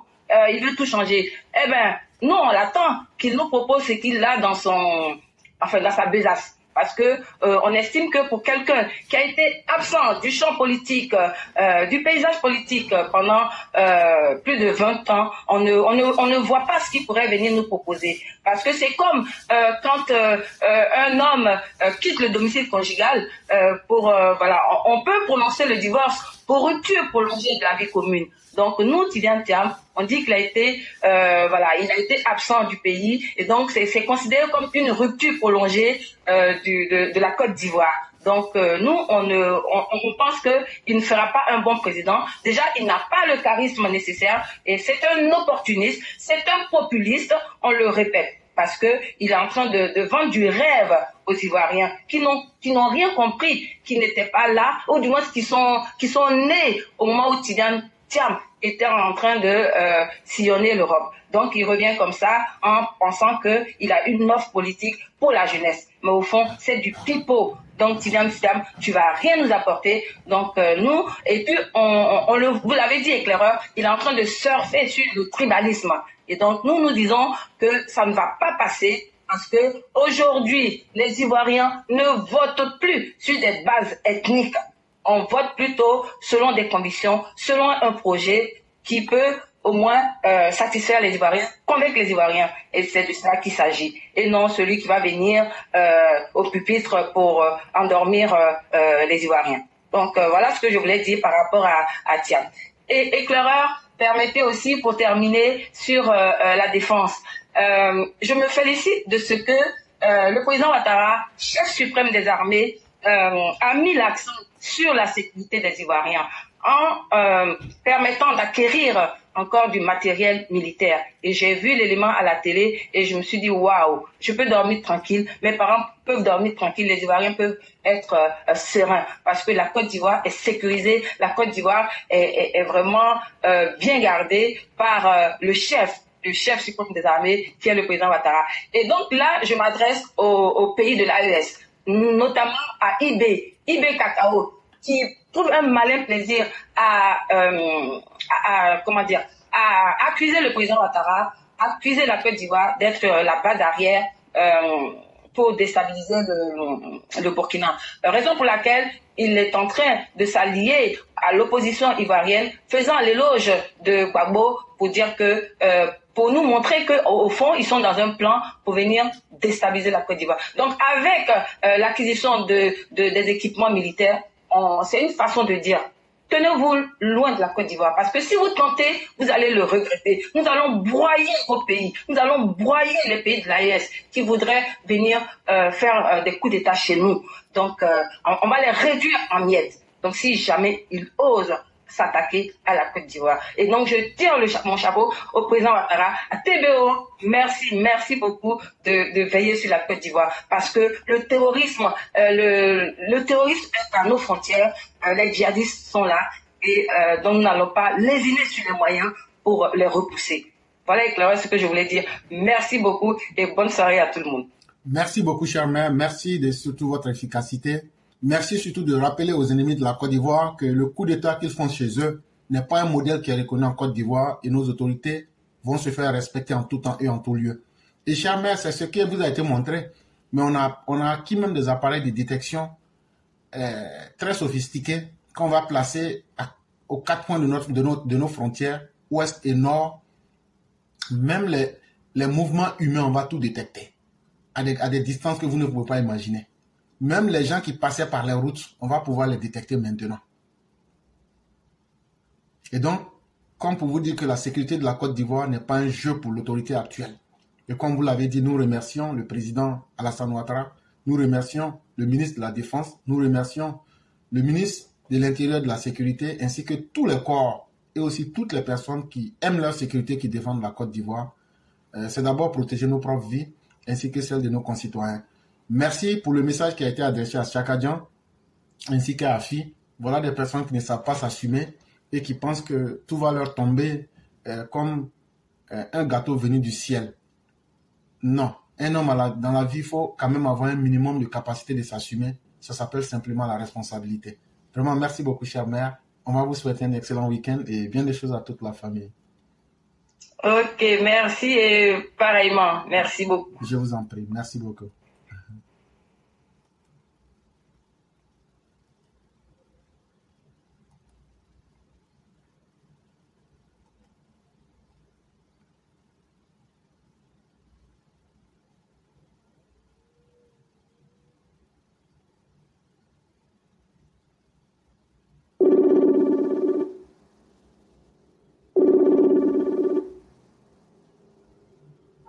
Allô? Bonjour, chère mère, comment allez-vous? Bonjour, cher frère, je vais très bien et toi? Dieu merci, tout va excellemment bien. Alhamdulillah, le week-end, ça vient de débuter. Non, on n'a pas week-end, on travaille seulement. Attends, même tu sais. Il connaît à faire là. Vraiment, bonjour à toi, je sais que la famille va bien. Oui, grâce à Dieu, tout le monde va bien. Et de ton côté? Dieu merci. Bonjour à tous les EPV, bonjour à tous ceux qui nous suivent, bonjour à tous ceux que Dieu permet de venir tout le temps, venir donner de leur voix et de continuer à nous suivre. Que Dieu nous donne beaucoup de grâce, beaucoup de santé et qu'il continue de nous bénir. L'éclaireur, tu as parlé de deux choses qui m'ont beaucoup attiré ici. Le maire RHDP qui est parti, où ça s'est opéré, c'est non, ou bien? Oui, oui. Ok, ça veut déjà dire, l'éclaireur, c'est ce qu'on dit toujours ici, que les combattants de premières heures, là, on ne doit pas les négliger. On a toujours dit ça. Vous saviez, cette histoire de politique-là, il y a des gens qui seront là, qui ne pensent qu'à leur poche. Et c'est ça qui est plus beaucoup que ceux qui sont de conviction. Mais quand on regarde ceux qui ont lutté dans le RDR, jusqu'à aujourd'hui, on arrive où on en est là, l'éclaireur. Est-ce que c'est des gens qu'on doit négliger? Mais l'éclaireur, je vais garder ça pour demain TikTok. Parce que sur TikTok, tu es plus libre là-bas. Et puis, tu donnes tellement d'éclaircissements que ça ouvre les yeux de beaucoup de personnes. Et moi, j'aimerais inviter tous ceux qui sont sur les EPV, sur les EPV, sur Facebook là. Vous qui voulez poser des questions là, allez-y avoir des comptes TikTok. Et puis, vous allez chez l'éclaireur, vous vous abonnez, vous rentrez chez nous. Abonnez-vous à tout le monde, ayez les abonnés. Et puis, venez sur TikTok pour lui poser les questions. Il est très clair. Et puis, quand il répond là, beaucoup de personnes, c'est clair là-bas. Donc venez, allez-y sur TikTok, pardonnez, ouvrez des comptes TikTok, retrouvons-nous les dimanches sur TikTok et puis le claireur est fair play là-bas. Il répond bien aux questions. Quand il nous pose une question, il répond tellement bien que ça éclaire ceux qui sont de passage. Donc franchement, c'est important. Maintenant, l'éclaireur, c'est quoi on dit que le parti pense aux militants de premières heures. N'oubliez pas ces gens-là, c'est ceux-là qui font le parti. Maintenant, les autres là, quand ils vont voir que le parti bouge là, ils vont rentrer le sang qu'on les appelle. C'est comme ça. C'est vraiment les histoires d'association. Moi, je n'ai jamais vu association. Je suis désolé, je n'ai jamais aimé association. Je me rappelle aux États-Unis, il y a des gens qui m'ont dit association pour faire tel business. J'ai dit, moi, je ne m'associe pas avec quelqu'un. Ce que je ne peux pas faire seul là, je ne fais pas parce que ça n'envoie jamais, ça n'envoie nulle part. Demain, on va dire, c'est moi qui ai fait ça. Demain, on va dire, c'est moi qui ai comme. Vous voyez, ça finit pas. Regardez même le fait même que papa a donné sur le pouvoir. Qu'est-ce que le PNC nous dit tout le temps? C'est grâce à eux, nous sommes arrivés au pouvoir. C'est ça qui se passe tout le temps. Donc, vous les cadres du RHDP, pardonnez, pensez à vos militants. C'est ça qui est pour vous. La cour là, tu n'as pas besoin de faire la cour à une femme. Quand tu es un bon homme là, c'est la femme même qui te demande mariage. Voilà. Donc on n'a pas besoin de faire la cour. Pensons à ceux qui sont déjà là, ceux qui ont été déjà là, pensez à ceux-là. Maintenant, le PNCI est l'ivoirité. L'éclaireur, sauf si à cause des bédiers, nous, nos mamans n'ont pas été honnies, disant qu'elles ne sont pas ivoiriennes, et qu'on les a mis dans le cargo pour les ramasser pour aller à la gendarmerie, et puis on va payer pour les faire sortir. Voilà, sauf si on n'a pas fait ça pour nos mamans. PNCI là, l'ivoirité là, ils vont vivre ça entre eux-mêmes, les baoulés là. Baoulés de là, la baoulés de là, ils vont bien se faire vivre ça, parce que Dieu même dit, le karma là, ça ne rate jamais. Et Bédier est parti, non. C'est maintenant le karma va frapper bien le PDCI. Parce que c'est eux là qui ont envoyé tout ce qu'on a connu en Côte d'Ivoire. Le Gbagbo est venu s'appuyer dessus pour tuer nos parents là. C'est ça. Donc ils vont vivre une rivalité là, plein dans les PDCI là. Sauf j'ai dit, si nos mamans, les sons n'ont pas été versés, nos papas, les sons n'ont pas été versés, nos frères, nos soeurs, les sons n'ont pas été versés à cause de l'rivalité là. PDCI va vivre une rivalité là, au sein du PDCI même, l'éclaireur. Inch'Allah. Parce que Dieu qui est là, Dieu n'est pas gaou. Dieu là, il te paye en fonction de ce que tu fais. Tu ne peux pas semer oignon et puis récolter maïs. Ce que tu sèmes, c'est ce que tu récoltes. Le PDCI va récolter du varité au sein du PDCI, l'éclaireur. Et que Dieu fasse ça, j'ai pris pour. Sauf si papa n'a pas souffert à cause de cette ivoirité là. Même si papa vous a pardonné là, nous là, nos parents ont souffert à cause de cette ivoirité. Vous allez payer PDCI. C'est-à-dire, tu n'as rien vu d'abord. Tu vas payer ça là parce que tu étais là quand Dieu faisait ça. Pourquoi vous ne vous êtes pas plaint pour lui dire que ce que tu fais là n'est pas bon? Ça va envoyer la division en Côte d'Ivoire. Vous n'avez pas dit ça. Sauf si nos mamans n'ont pas souffert pour ça. L'éclaireur. Merci à les salauds au travail. Merci beaucoup. Demain, c'est TikTok. Allez-y. Demain sur TikTok, on se retrouve là-bas. Comme je viens de dire, le terrain est très faible sur TikTok. Donc, pardonnez, abonnez-vous et puis venez poser les questions. On va TikTok là, je vous dis, on fuit TikTok. Nous, EPV, on n'a même pas d'opposants. Quand on va là-bas du matin au soir, il n'y a pas d'opposants. Donc, nous, on va poser les questions pour éclairer les gens. C'est mieux, non? Merci l'éclaireur. Et bon week-end à tous, que Dieu nous garde. Merci l'éclaireur et que Dieu couvre le président et son gouvernement et tous ceux qui sont honnêtes envers lui. L'éclaireur, c'est nous, on prie ici tous les jours pour dire que ceux qui ne sont pas honnêtes, là, que Dieu les dévoile. Et quand Dieu les dévoile, ça ne va même pas nous faire mal au contraire, mais nous sommes contents. C'est mieux comme ça. Que Dieu dévoile tous ceux qui ne sont pas honnêtes autour de lui et ceux qui sont honnêtes autour de lui. Même si c'est une dizaine qui est honnête, mieux que marcher avec la vérité que de marcher avec des gens qui ont peur que c'est mieux comme ça. L'éclaireur, vraiment, nos vaillants soldats, la défense, la sécurité, tous ceux qui nous font, qui nous donnent la sécurité à tout Ivoirien en Côte d'Ivoire, que Dieu soit avec vous, que Dieu vous couvre, et nos vaillants soldats dans les sur les fermes, aux frontières, que Dieu vraiment continue de vous protéger avec sa protection et qu'il mette ses anges même à vos services aussi. Merci l'éclaireur et bon week-end à tous. Merci infiniment, cher mère. Merci pour ce que vous avez dit. La politique ethniciste, xénophobe, ethno-tribaliste, raciste, xénophobe du PDCI, c'est ce qui a été la base même des malheurs de la Côte d'Ivoire. Et comme vous l'avez dit, souvent on n'a pas le temps de détailler beaucoup de choses ici à cause du temps de travail qui coïncide avec nos directs. Sur TikTok, c'est le prolongement de ce que nous faisons ici, que nous continuons là-bas et on en a pour 24 heures. TikTok là, quand on ouvre là, jusqu'au lendemain. Tu peux aller te promener, faire tout ce que tu as. Le moment qui t'arrange, là, tu viens, tu demandes la parole, tu prends. Tous ceux qui disent, mais comment on fait là? Vous aussi, EPV. Un homme, là, dans la vie, là, il faut s'adapter un peu. Si tu as un compte TikTok, là, il faut taper seulement EPV. Tu vas voir. Tout ce que tu vois, EPV, là. Toi-même, tu vas voir, tu regardes les vidéos, là, tu vas savoir que c'est nous. N'attendez pas. Il y a des gens qui disent, mais le lien, là. Mais si tu as déjà un compte EPV, là, TikTok, là, il faut taper. Faites un peu de recherche aussi. Maintenant, ceux qui viennent là, vous pouvez poser vos questions dans suffisamment le temps. C'est le PDCI qui a détruit la Côte d'Ivoire avec Bédié. C'est ce qui a fait que Gbagbo est venu au pouvoir. C'est ce qui a fait qu'il y a eu la guerre civile. C'est ce qui a fait qu'on a connu des morts. C'est ce qui a fait qu'il y a eu la crise post-électorale. On appelle ça l'effet de causalité. Mais ceux à qui vous avez fait subir toutes ces différentes difficultés-là, vous pensez qu'on va oublier la mémoire de ces personnes? Vous pensez qu'on va vous pardonner facilement? Non, ne pensez pas que vous êtes trop beau et qu'on va vous pardonner. C'est Alassane Ouattara qui vous a pardonné.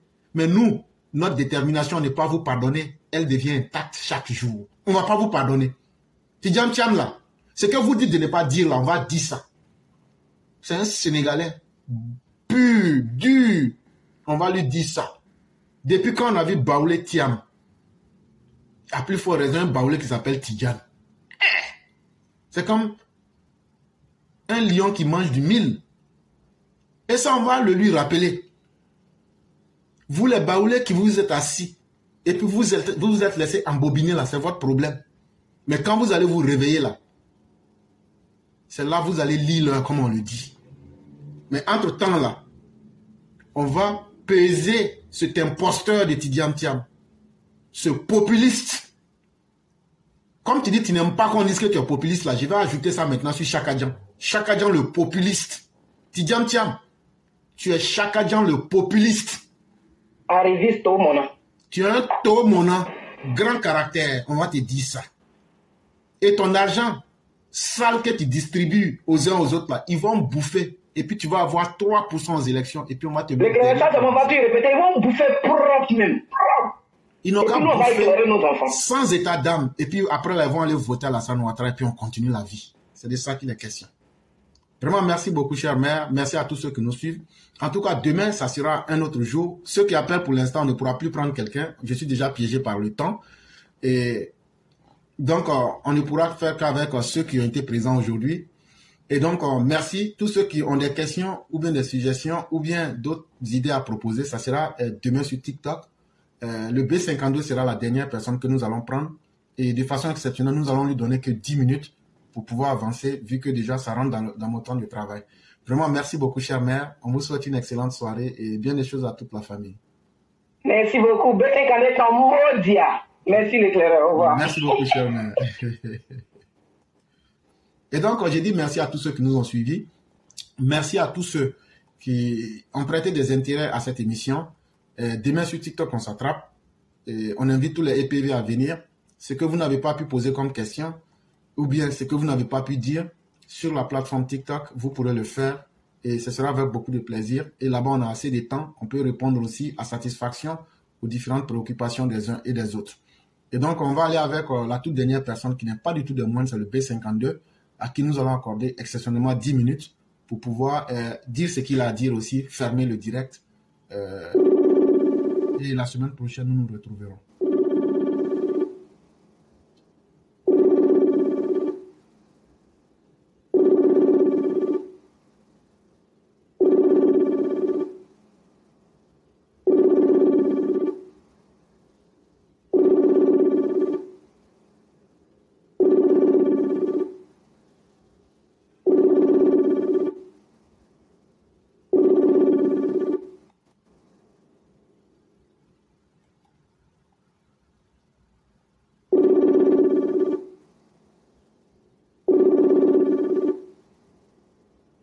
Allô? Allô? Oui, bonjour cher Aîné, comment allez-vous? C'est Clara? Oui. Ah, ça petit là, ta bouche là. J'ai fait quoi encore? Tu sais pas ce que tu as fait? Moi, je me mets au travail, je travaille, après je viens, je mange, je dors, c'est ce que moi je connais. Hein. Ah bon? Oui, moi je n'aime pas provoquer les gens. Je suis comme mon président Alassane Ouattara.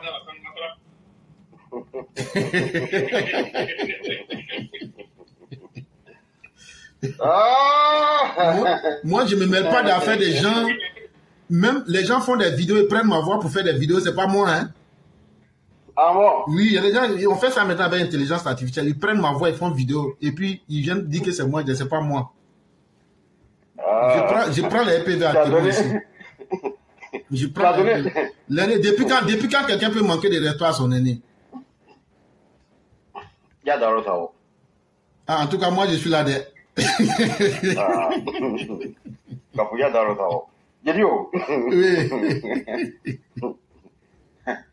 Tu as donné le nom à type là, que Chakajan. Tout le monde l'appelle Chakajan maintenant. Hein? Chakajan le populiste. Il dit ça. Et j'ai vu ça. Il y a déjà quand on parle, il entend. On a appuyé populiste là. Il dit que ça l'a fait mal. Donc j'ai ajouté ça, Chakajan le populiste. Ah, c'est toi qui as donné le nom Chakajan là. Tout le monde l'appelle maintenant Chakajan. Pour lui là, ça a été rapide là. Ah, Chakajan. De la manière, il est long là, c'est comme ça, il est haut. J'imagine, il a eu, ce gars-là, on ne peut pas l'attraper. Il est plus que Carl Lewis. Avec ses petits pieds longs là. C'est le vent.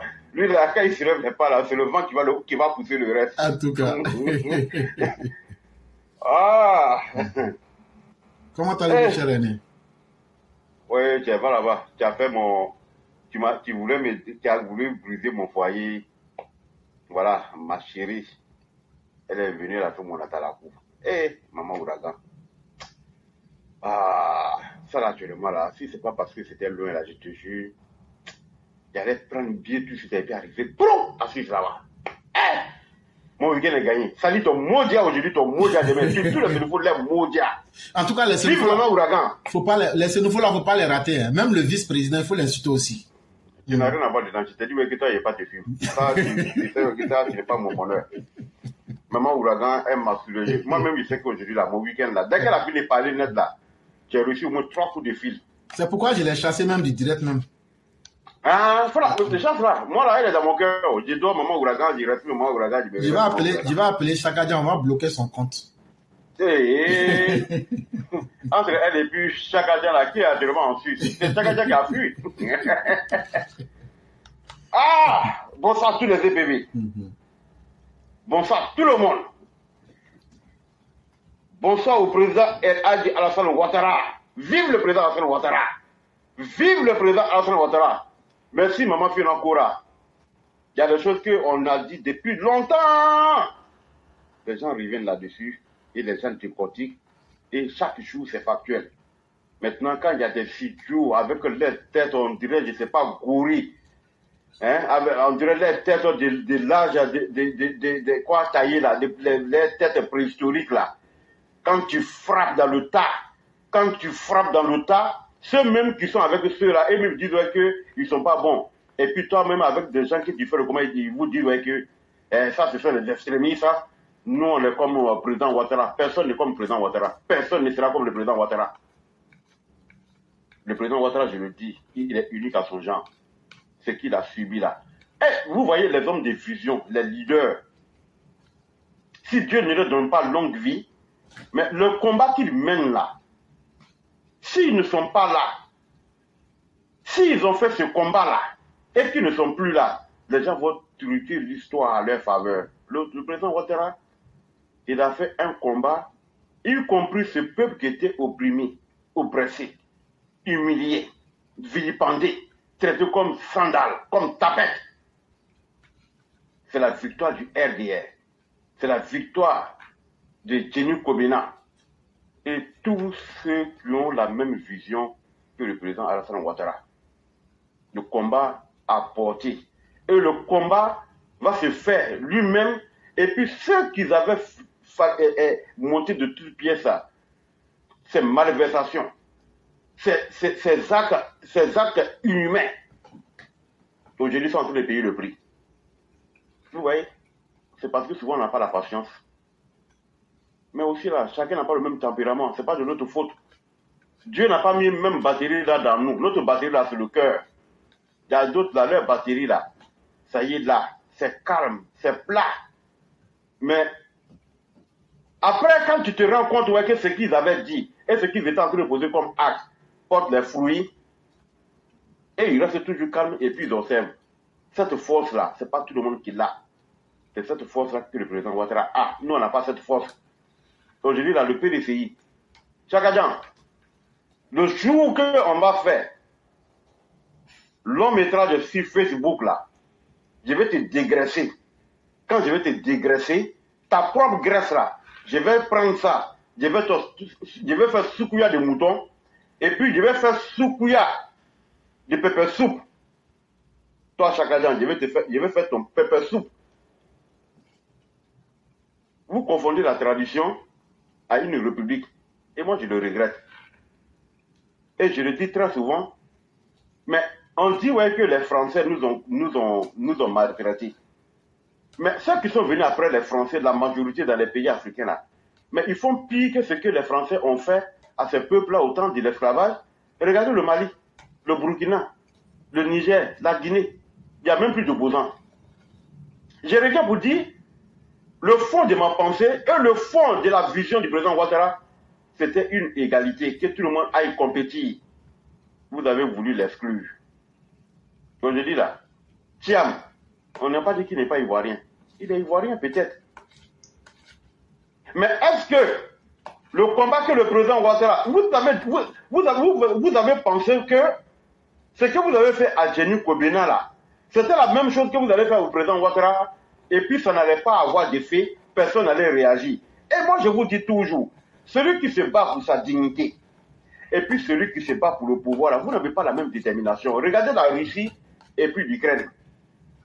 Quand ça devait commencer, les gens ont dit, même les États-Unis, que la Russie va mettre à plat dans les 72 heures l'Ukraine. Mais comme ils ont un leader, un visionnaire, leur président actuel, il lui a même été proposé de fuir.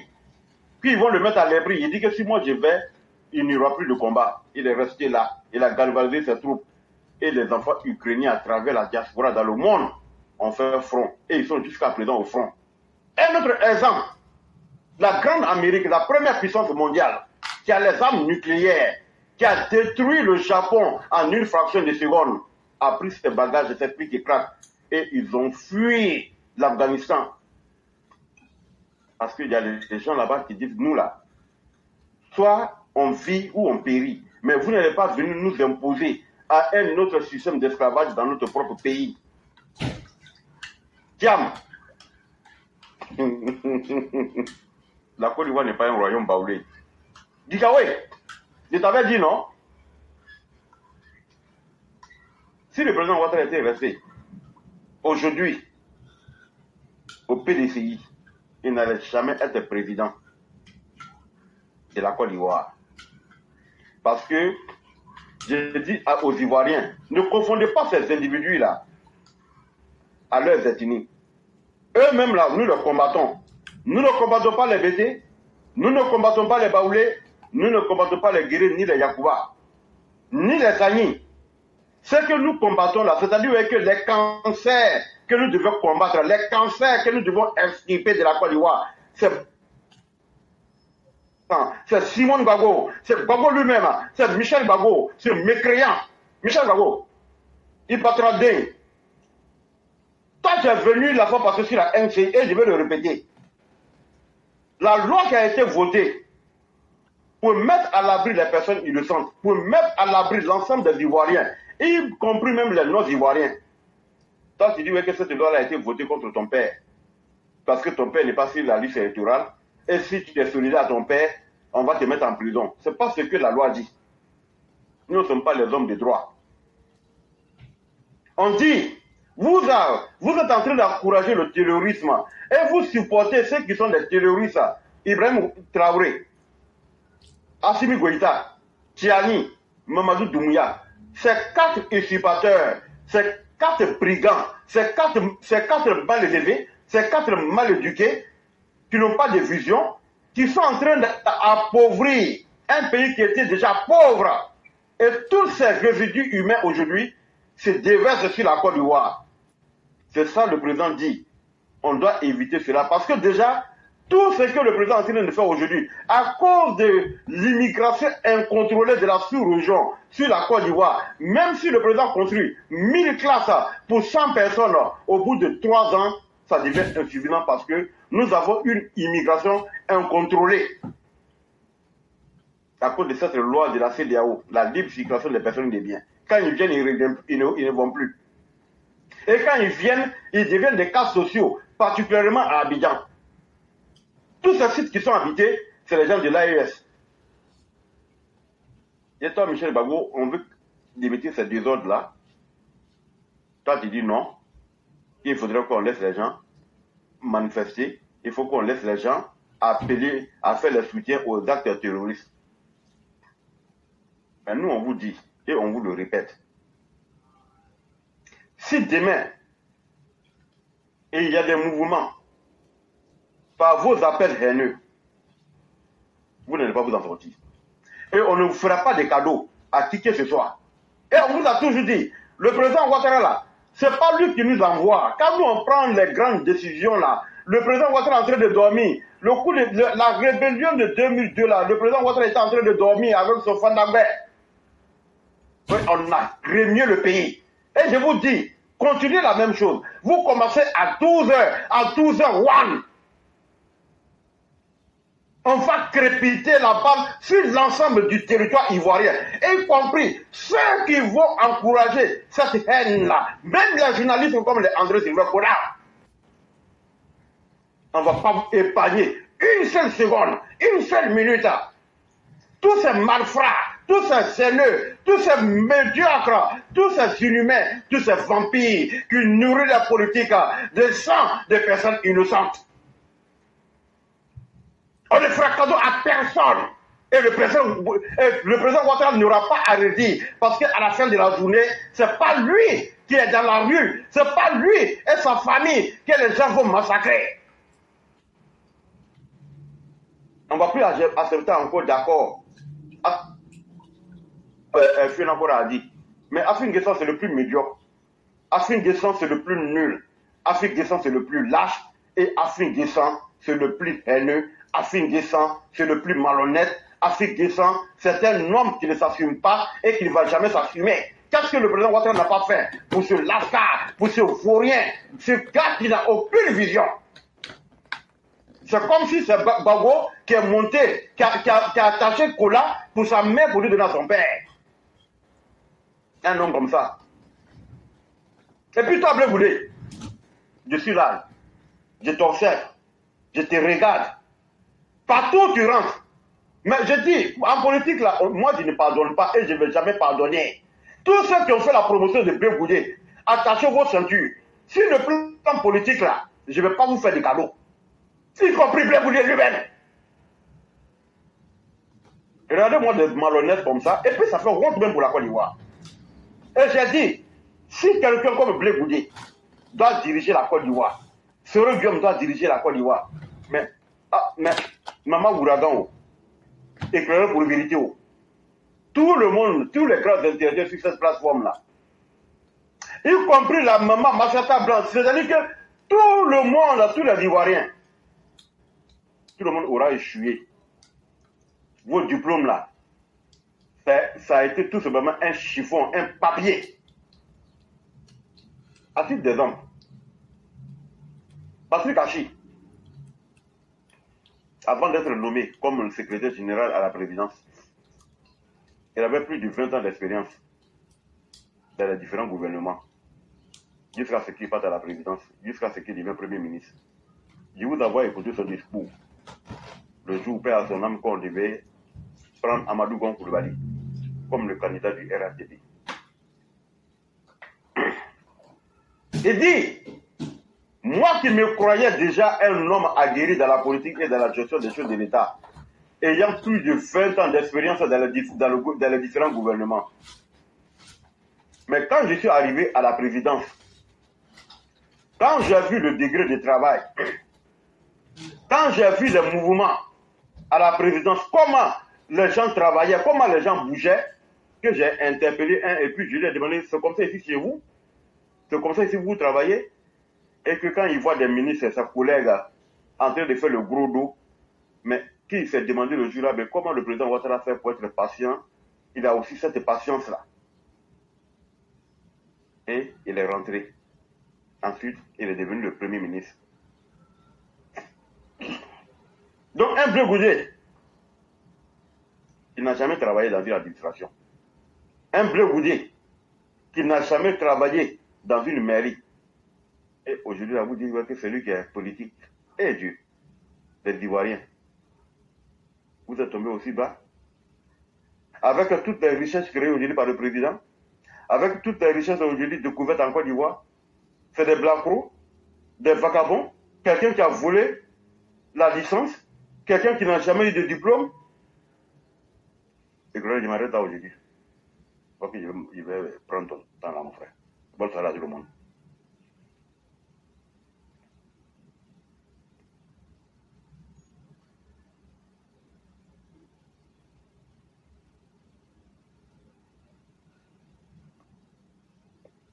Allô, Clara? Allô?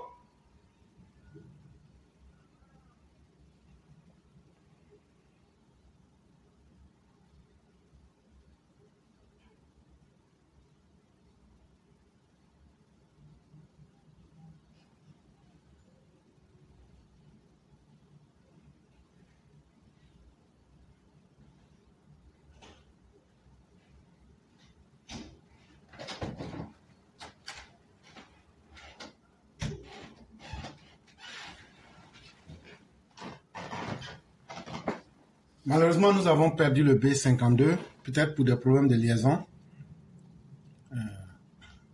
On va essayer rapidement, et peut-être en 5 minutes, pour qu'il puisse faire sa conclusion.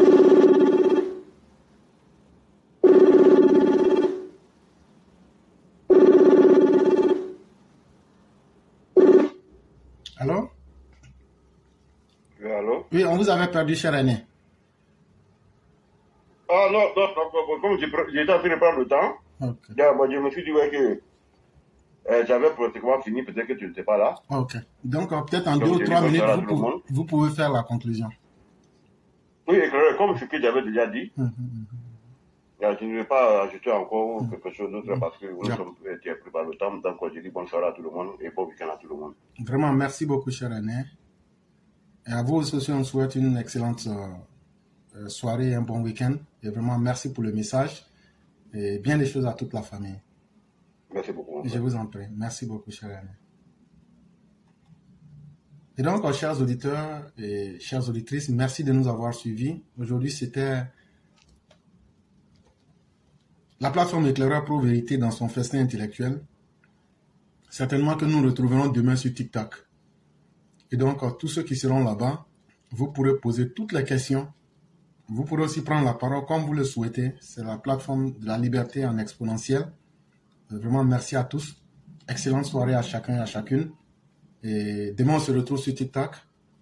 Et comme l'avait dit le B52, je vais essayer de voir, est-ce qu'il ne faut pas faire un spécial Tidjam Tiam le dimanche. Et je crois que ça s'impose en fonction de ce qu'on va avoir comme retour, puisqu'on vous parle de la classe éclaireur pro vérité. C'est plusieurs intellectuels qui décident. Si les uns et les autres sont d'accord, on va faire un spécial Tidjam Tiam où on va laisser le temps pour que les gens viennent dire tout. Et on va disséquer l'individu en petits morceaux. Et donc, en fonction de ce que... Déjà, on me dit bonne idée. Déjà, il y a le grand maître HMC qui dit très bonne idée. Et donc, c'est déjà un plus. Et donc, en fonction de l'avis que les uns et les autres donneraient, on va le faire. Et je dis merci à tous. Merci infiniment à tous ceux qui ont été présents aujourd'hui. Et que la grâce divine nous couvre et que Dieu soit avec nous. Merci à chacun et à chacune. Maudit à de tous les nous faut 1000 fois. Tu pensais que je n'avais pas insulté. Maintenant, B52, tout ce que tu as dit là, maman Ouragan, là, elle t'a mis dans 20 sacs de piment. Moi, je n'allais pas parler. J'allais attendre quand tu as fini de parler, puis tu as coupé là. C'est moi, j'allais avoir la dernière parole, non? C'est ce que moi, je vais dire, les gens vont retenir. Donc là, elle est en train de te blaguer. Ce qu'elle dit en public là, c'est pas ce qu'elle dit en privé. Donc là, moi, j'allais te dire ça. Donc là, demain est un autre jour.